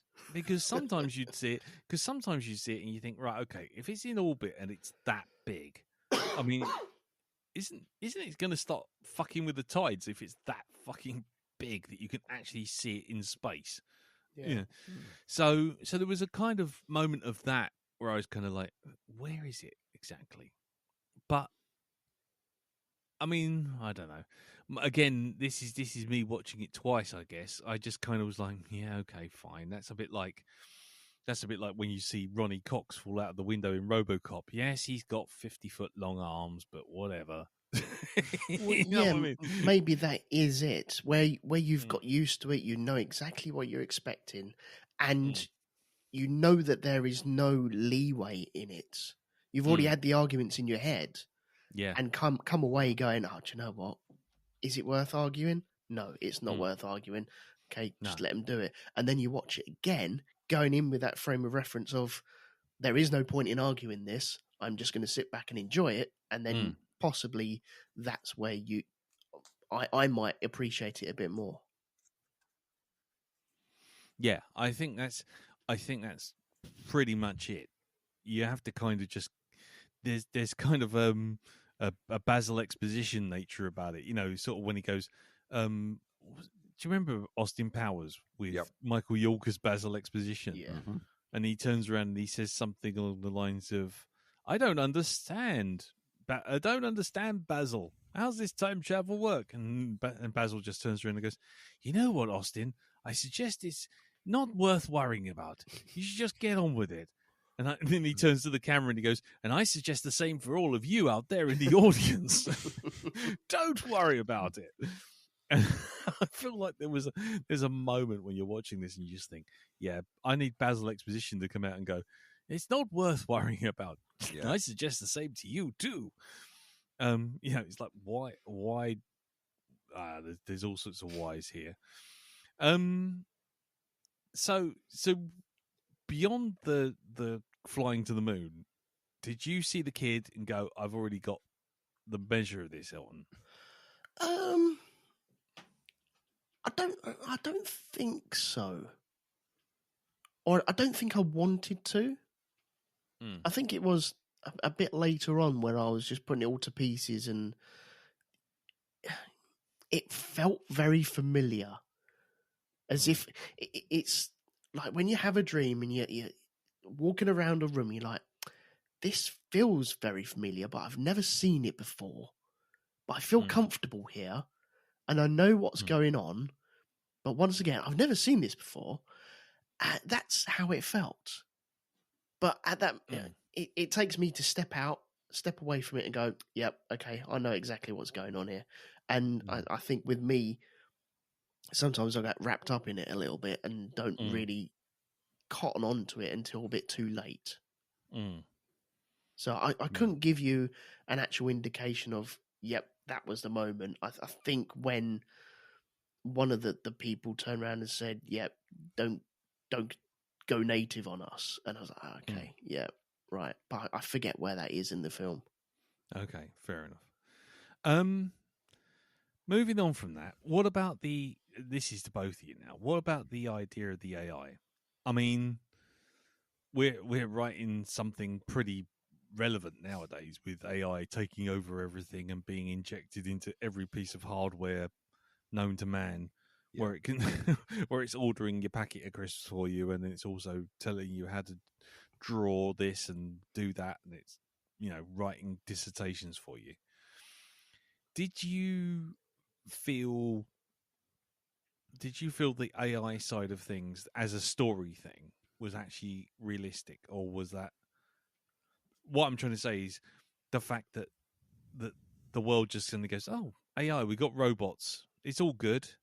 We're all fine, and then suddenly there's a nuclear explosion, and everyone goes, "AI, kill them." I mean, did that feel right to you? Did that sit right with you, or? Yeah, it did. I'll tell you why. Because this is an age-old tactics that governments have used throughout history, right. Which is, yes, these people over here are not like us. So let's use them as a scapegoat for all our problems. And you've seen that during from 1939 to 1945. There was that little period there where that was used. Yep. And you even see it today where people like, anybody who's, of the Muslim religion is banded in and, looked at with a side eye. Because apparently, they are the cause of a lot of problems these days, according to certain individuals. You know, Mm. it's just that's what it seems like in the film. The Right. AI are used as the scapegoat for somebody else's fuck up, right? For somebody else Yeah. causing these issues. No, it was them. It's them over there. Yeah. That lot. Okay. Yep. Oh, they're a bit dodgy, that lot, aren't they? Yeah, Mm. look at them. Oh, what? You don't want to trust them. It's an easy Yeah. out, isn't it? It's a very easy out. And like I say, it's throughout history you've got perfect examples of this kind of thing. So, yeah, it is very believable, and especially considering how people are starting to get mistrustful of AI in general now, it seems even more believable that they would have this attitude. And what I did find great about this was how, Ken Watanabe, when he's talking to Denzel Washington, to is it Jonathan Washington? Yeah. Yeah, John David. Yeah. John David Washington. He's talking to him and saying, this happened. He goes, "Would you believe it was done on a miscalculation?" Do you know what would happen if we won the war? Absolutely nothing. Yeah. This is it. We just want our own little corner, and we want to stay over here, and that's it. Mm. We don't want to take over anybody. We're just quite happy just existing. And I thought that was a really nice little angle to come at, right? Because you could quite easily be cliched and like, oh, all AI are bad. Yes. Oh, yes, we are. Yes, we are evil. Actually, you've got to, yep, bang on the nose there, mate. Yeah. Bang on the nose. So, yeah, I think it's very believable considering what humans are like when it comes to trying to pass the buck. So, yeah, I think the whole persecution angle here. Yeah. What about you, Elton? As Darren said, it's just an easy out. If someone's balled something up and dropped a nuclear warhead on LA, it's like, oh fuck. Who did that? Was it the trainee? No, it was me. Was it? And this is real world. Yep. Okay. Oh fucking hell! What do I do? Well, there's a toaster over there. Let's blame them. Yeah. It's nice and easy, isn't it? So it's an easy lie for other people to get behind. You kind of feel sorry for the AI as well, because there's that beautiful moment where you have one of them talking about the child or someone will come along and stop all the wars between us and we'll all live in peace. It's like, oh, that's nice. Ain't gonna fucking happen, but oh, that's nice. No, of course not. Yeah. Oh, bless you in your naivety. My sweet summer grill. Yeah, my sweet summer fuse. Yeah, I mean, because this is another one of those moments I was kind of, when I was came out of it this first time there, I sort of was a bit foamy at the mouth, because for me, the one thing that all of these movies do, whether it's Fern Gully or Dances with Wolves or Avatar or Last of the Mohicans or The Revenant or any of these things, what they do is they do this thing, and I'm going to use the phrase, and I don't really think it's the right phrase, but you're going to have to go with me on this one. Are you going to have to bleep it out? No. I mean, it's one of them phrases. No, maybe. No. It's the noble savage, is what I'm going to call it. Oh, or yeah. What, Aldous Huxley's Brave New World. There we go. Yeah, that kind of thing. Where it's kind of like, basically, you can't have shades of grey. So for example, the humans are all absolutely conniving and evil, except for the main hero. And his mate, who's obviously copping off with his robot girlfriend. And then, and then there's the other side of it, where all the robots are all perfect and peace-loving and absolutely lovely. And it's like, but then the only time you ever get any kind of balance and you're not entirely sure that is balance, is Alison Jenny's character going, yeah, when they got hold of my son, they took their sweet time, basically pulling him apart. And you think, right, okay. And that's the thing I find just in general bugs me about these kind of films, all of them, not just the creator, but any of them, which is, if you're going to have a discussion about these kind of things, about us treating people wrong and all this kind of thing, don't just do this naff kind of, everyone on this side is perfect and everyone on that side is absolutely evil. Yeah. Because to me, that robs it of, well, it just robs it of any kind of meaning, because you've suddenly gone, this is bollocks. You can't tell me there aren't people in various wars, who aren't just noble. They're just arseholes, on both sides. Yep. And to me, that's the one thing that kind of robs the the creator of a little bit of bite. Because as soon as you see the kid, you just go, right, okay, all the robots, all the AI, they're all noble. And I honestly think it would have been more interesting if it did turn out to be that the AI fucking blew them up, blew up LA. Mm-hmm. It was just robots that decided, enough's enough. Fuck you, stop using us as slaves. This is a protest, wallop. Yeah. Mm-hmm. But it doesn't. It goes, oh, no. Even the thing that started all of this off is because we are incompetent. Humans are bad. And it's like, I don't know. It just, to me, that's always the thing I hate in all of these things. You get like in Dancing with Wolves, it's oh god, all the Native Americans in Dancing with Wolves, they're all honourable and mystical and of course lovely, they are. and they've done nothing wrong. They've been pushed to this. Yeah.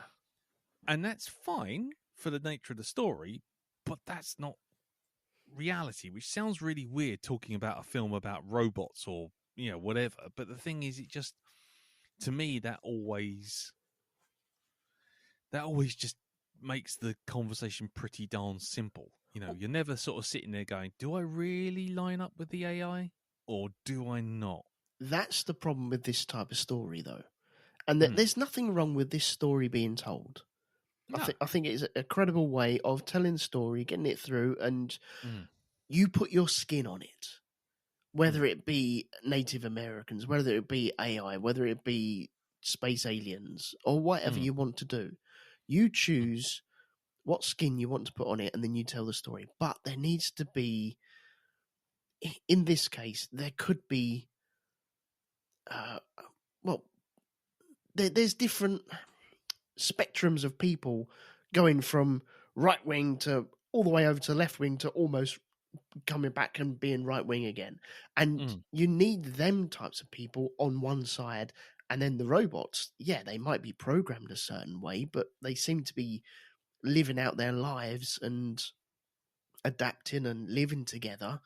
And surely you would have some sort of arguments with these robots with each other, and disagreements, and unless, because they are robots, they are programmed in a certain way, they can't go against that program. I don't know, but you'd like to think that maybe there are some robots going, do you know what, let the humans win. Yeah, that's the thing. That's what I'm trying to say. It's like one of the big arguments in the film is, which comes from John David Washington himself, and again, you guys feel free to jump in on this, but it's like they're just programming. Mm-hmm. They're not making decisions for themselves. They are programmed to make the decisions they make. That's kind of the way he kind of suggests it. That's why he doesn't feel bad about cutting one up in the nuclear zone. Yeah. And it's like, you think, well, that's not true, is it? They're learning and they're evolving, blah, blah, blah, blah, blah. But then when you suddenly say, actually, these guys are all these aliens, all these robots are all perfectly perfect, and they're all living a peaceful, lovely life. And you think, so you're telling me they've they've all got consensus. No one's got any different opinions. No one's got any different ideas. No. In which case, you've kind of removed that argument. You can't remove you've removed the argument that they're independent of thought because they're all thinking exactly the same thing. That's true, yeah. So then it's like, oh, so they are just programming then. Because they've all been programmed to say and do and act in exactly the same way. And, that to me, and again, that goes back to every kind of version of this story, but it's that thing of you go, well, they've got no edge, they've got no bite, they've got no side to it. It goes from being interesting to being childish.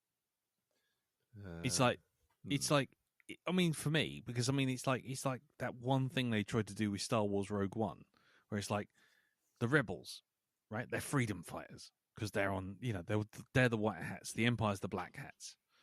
But then you go to Star Wars Rogue One, and you get, even though it's piss poorly done, but you get Forrest Whitaker as the kind of hardline fucking, I'm going to blow everything up because I hate them all, and I don't care if, I don't care who gets hurt because I'm going to just fucking do it because that's the way I am. Yeah. And it's like, that's an interesting side to the rebellion, but you never see that again. And to me, that's the thing that's missing in things like The Creator and Avatar and all this kind of thing. You need those kind of those outliers on your side to make it feel like there's actually people, coming to this conclusion that they're being oppressed or that, they've got to defend themselves. Yeah. But if you suddenly just turn around and say, oh no, they're all warrior monks and they're just defending themselves because they all want peace, love, harmony and want to sniff flowers up in the Tibetan mountains, then okay. Yeah. Surely they will be sitting there going, how comes you've got a face? Why you got a head? Hey, I've got a face, you got a face. Hey. Yeah. Where do I get one of them? Why is it you look like a bin and I look like someone's put a saucer on top of a teapot? What's going on there? You're just a fucking teens maid, aren't you? Yeah.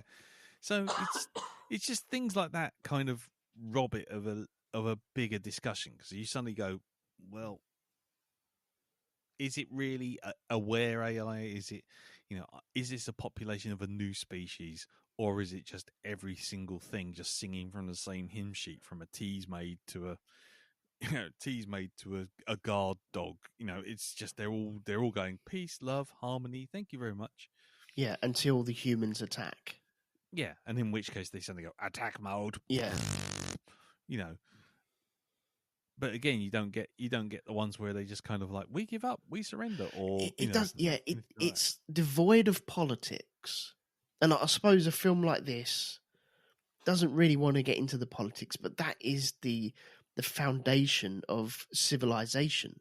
And if you want to build a civilization of AI, they need to have their own politics, and we don't get down to the root cause of that at all. We don't get into that. The hierarchy. How does it work? Who does these menial jobs? Who does these?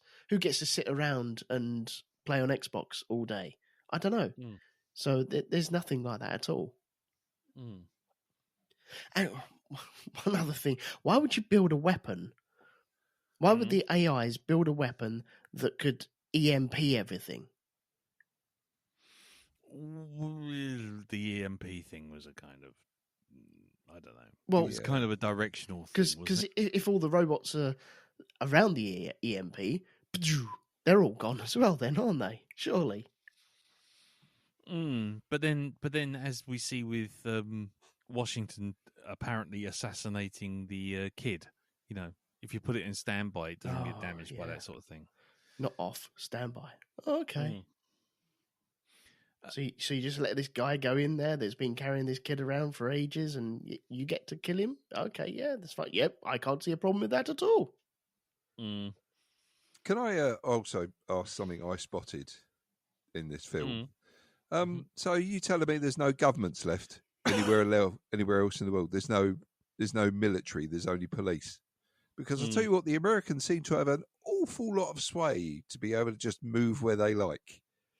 And nuke what they like. And nuke what they like. You don't see any Air Force coming in to attack the thing at all. And it's like when they're on the ship, the kid just wanders into that fucking power room and, sets off the chain reaction.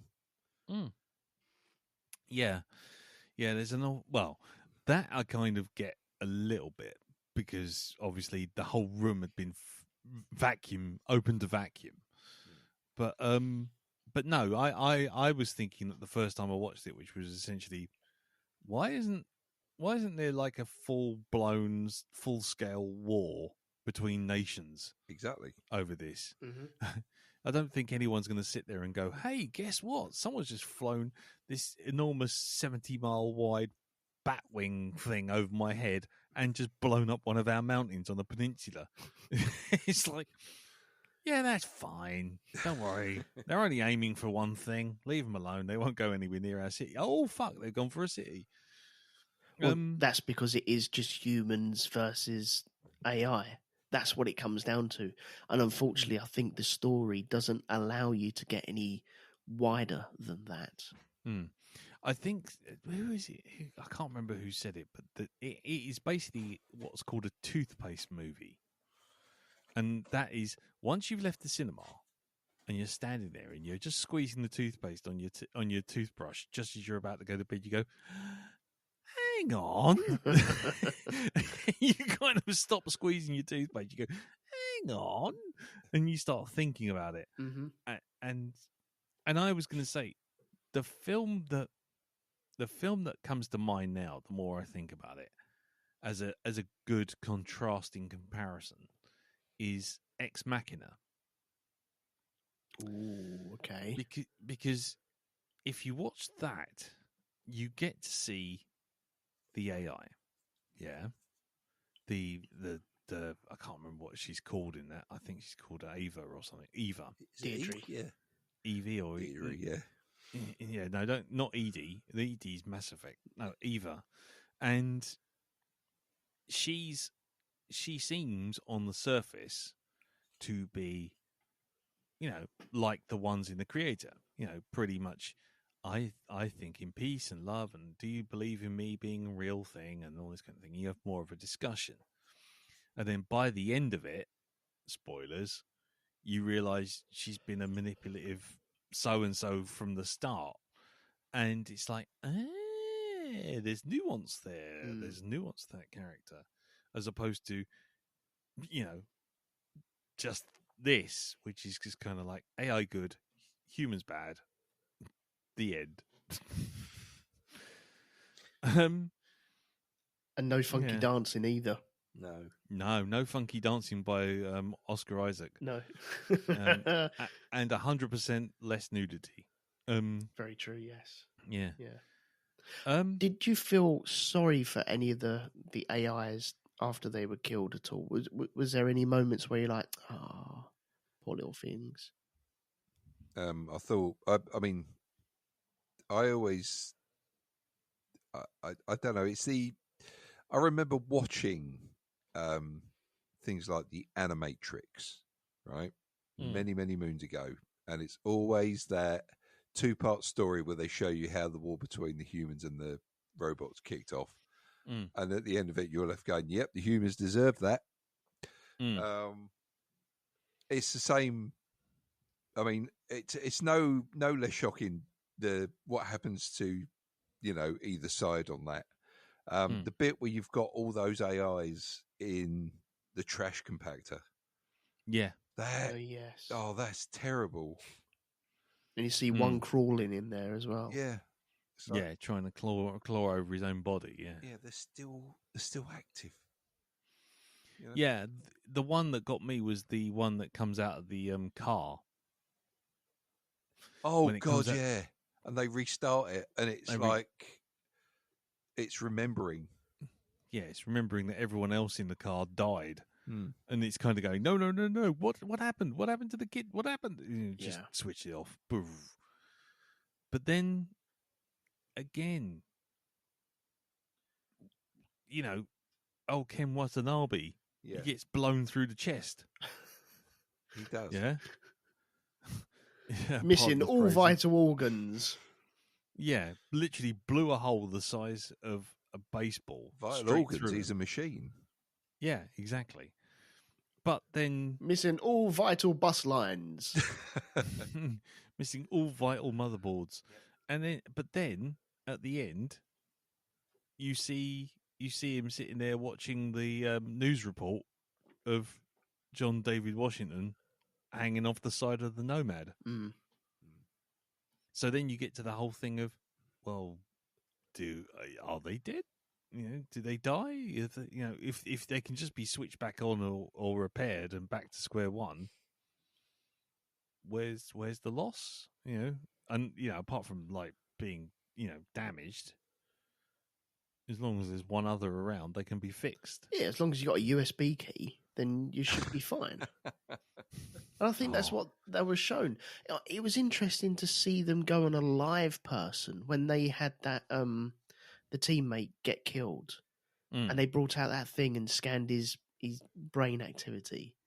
And yeah, we've only got like a minute of this. That's fucking good. I really liked that. I thought that was really clever. Yeah, I did too. And it's that kind of stuff which I enjoyed because it was that whole thing of here's the technology and it's just being sort of cast out and you're not really having explained, and it's just kind of like nice world building. Mm-hmm. But on the other hand, as soon as you saw it, you knew it was only there really for a plot. Do you know what I mean? I understand that, but I think it works, and it's I forget the saying again, but it's going to turn up later on. Chekhov's gun. It's going to turn up later again, isn't it? So, but it just made me sit there and go, imagine taking your last breath in the back of that car, and you're like, oh fucking hell! And then all of a sudden, like that robot that was that they had to cut the circuits off because it was like freaking out, and just laying there with someone else looking over you, going, "What happened? Where did they go?" And you're like, "What the fuck is going on?" Yeah, I just remember laying down in the car a second ago, and now I can see my body next to me. What the hell? Yeah. I love overthinking that.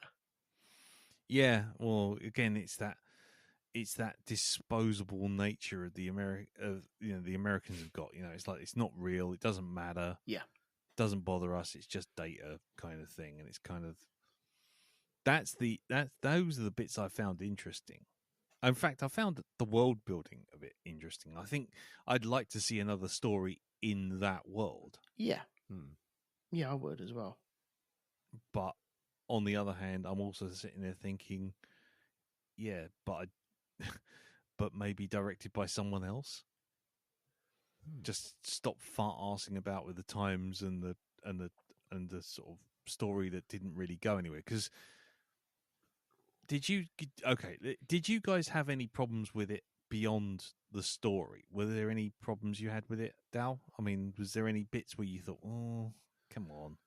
Apart from the time flip-flopping and the size of Nomad in the sky. No, I don't. I think those were pretty valid things with the different, as you say, the ever expanding and decreasing. Apart from that, the Nomad going up and down in orbit like a fucking yo-yo. Yeah. I can't think of anything. I've got to be honest. Nothing. I think it's already been covered. I had a bit of trouble with the plot armor. The plot armor, where you needed to get these characters to a certain point. I think it's when the tanks turned up, and then I was like, "Oh God, fucking tanks!" Okay, fine. We've seen this a million times before. The tanks start mowing down stuff and start sending up rockets and blowing stuff up. I thought there was some glorious bits in it. There was a bit where you had the tank coming along, knocking over houses, and it painted a couple of people as targets, sent up the rockets, and they started running out all over the place. And one of the robot guards went to go in to the house with the kids. I was like, oh, no, and ran the other way and then got blown up. I thought that was great. You get painted. There's no getting away from it. It's great. But, and then it sent rockets out into the boats and took out all the boats at the same time. But then our main characters get on a boat and just get out round the side. You're like, as you do. Did you really do that? So you got out and the tanks are still destroying shit, but nobody else got out? Okay, fine. Yeah, and the old plot armor. Yeah, and I feel that was the problem. I think it is a problem with this story. You have a kind of start with the story. It's a very basic good versus evil, and as you say, it flip flops a couple of times, and then all of a sudden the people that you were with are now hunting the people that you're with now, and it's just, okay, is there any other way of doing this? And I don't think there is. And so if you're going to do this story, you're going to end up with all these problems again. Yeah, it's got that sort of it's built generic in. nature built in. Yeah, there's no getting away with it. I'm afraid. See, because I was thinking, especially about the plot, it was a plot that kind of almost needed to be either pared back. So let I don't know, remove the love interest, because as much as I like Gemma Chan as an actress, she was given literally nothing to do. Mm-hmm. She turned up at the beginning and was just a motivator for John David Washington's character, who, let's be honest, is the most ridiculous idiot in this world. I mean, I figured out the universe in about 30 seconds flat. This guy's apparently been living in it and hasn't figured out that people loan their faces to AI robots. Yeah. And it's like, oh, I've seen her. Well, okay, fine, you've seen her. You also saw her take a nuke to the face. So let's try and put this in perspective. She hasn't miraculously survived, has she? I know, but you might cling on to that, mightn't you? After 5 years? You wouldn't be aware of these things? Oh, no, because there was adverts and everything. Yeah. No, but it's the fact that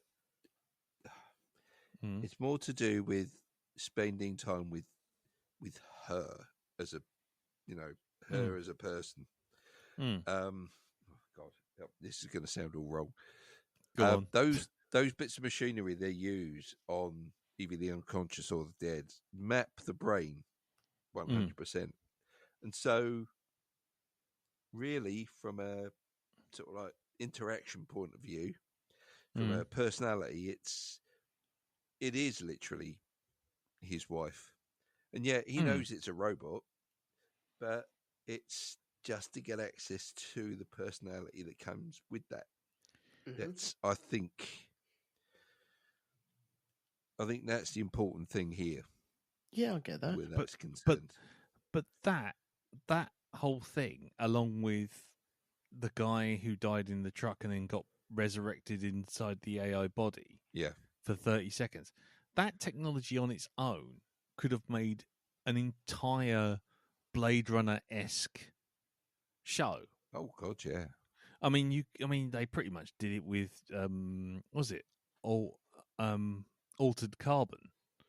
That's the whole thing of who are you if you're just a personality downloaded into a sleeve. Yeah, that's it. The sleeve. That's it. Yes.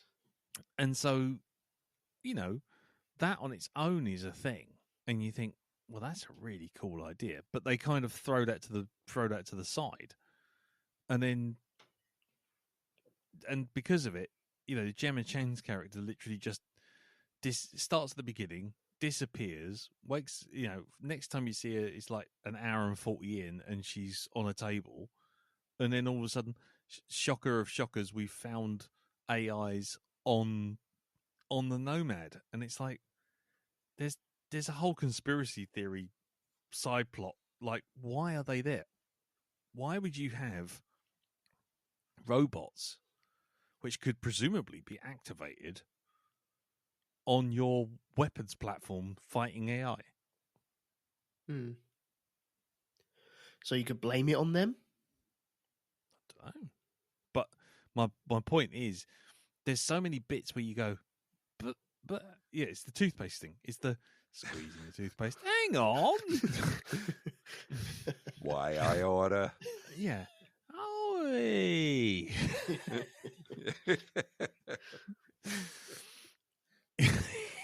You know what I Well, mean? sometimes Monty it's- Python. Oh. And so that's my point. It's like there was so many bits in this film where I thought if you just took them out or you just put them into a totally different movie, you'd have a better movie. But you know, we got nothing. We got nothing from that Gemma Chan love interest circle thing beyond the most basic of motivations. He thinks she's alive. He goes looking for her. Oh, by the way, we're bringing along a weapon that's going to end mankind. Apparently, it's just like pick a lane. Anyway, I've just noticed the time, so I'm gonna have to wrap it up. Yeah. Has anyone got any further points before we move on? No, I think I'm done. Okay, cool. All right then. Well, we'll wrap it up here. Before we go to Pimp's Corner, Jim isn't here, so he's missed his turn. He will give his turn when he returns, when we return in 2 weeks' time, which will be on the 25th of June, because we're missing the 18th because I'm in Bristol. Lovely, lovely Bristol.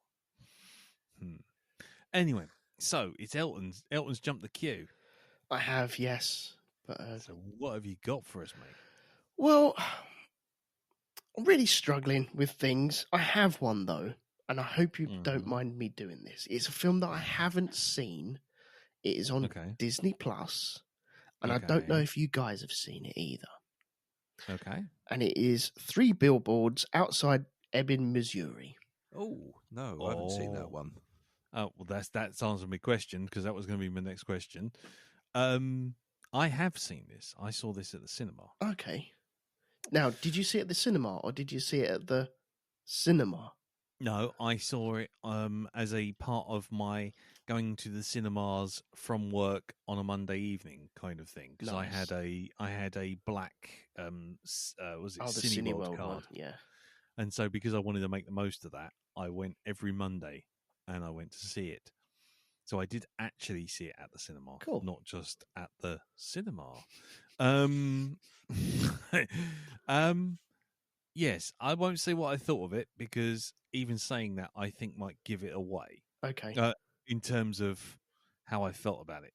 The film is done by the same writer, I think, and director as In Bruges. Oh, okay. And previously reviewed, what's the other one? Inisherin, Banshees of Inisherin. Ah, okay. So that's the kind of world you're in. That's cool with me. So there you go. You haven't seen it? No, I haven't seen it, no. But now you said that, yeah, really looking forward to this now. What platform is it on? Disney Plus. Disney Plus. Disney Plus, right? Okay. Yes. Okay. I will say. I saw it. I won't say I enjoyed it, but I did like it. Okay. And the reason why I say that will become very apparent. Right. Because yeah, it's a film to like or dislike, but enjoy. Maybe. Does it take you back to the time where your local council put up 3 billboards outside your house? Yeah. Oh, yeah. Absolutely. That's. And you're what like, ruined oh it for god, me. now I can't even see the neighbours anymore. Yeah, I had flashbacks of large billboards advertising tomato soup outside my house for months. Really peckish. I don't know why. Yeah. Why is it I've just got a hankering for Heinz So anyway, yes, I did like it, but yeah, enjoy may be a slightly stronger word. Okay. And, but anyway, we'll discuss that next week next time because you'll see what I mean when you see it. Yeah, so that's that. So okay, so 3 billboards outside Ebbing, Missouri. It's going to be an interesting one, I think. So that's that. Let's go round Pimp's Corner now.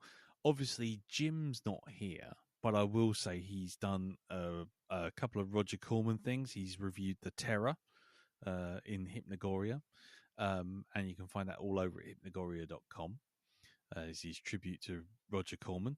And what about you, Elton? What are you doing at Rogue 2? Well, last week we re-released we started doing Band of Brothers again, and that got released. The Saving Private Ryan got released on the 6th, I think it was, to coincide with the D-Day landings and the anniversary of that.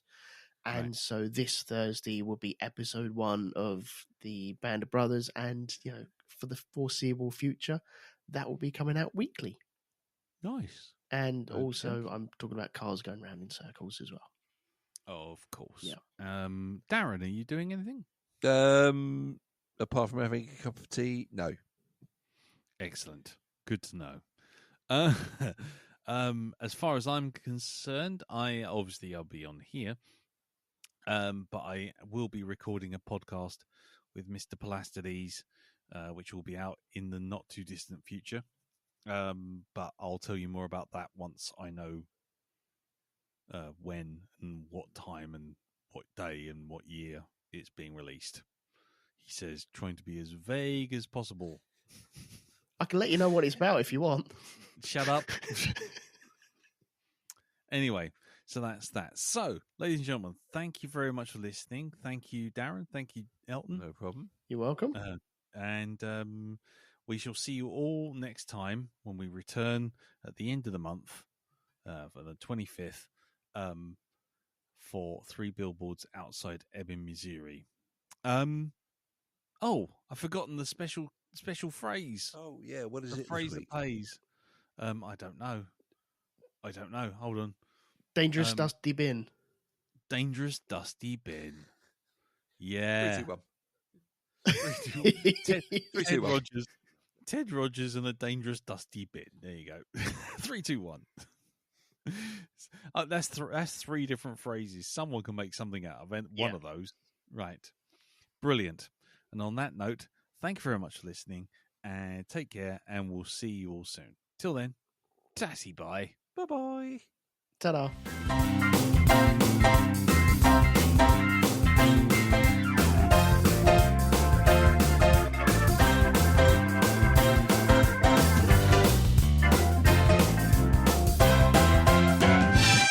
Oh, bollocks to it.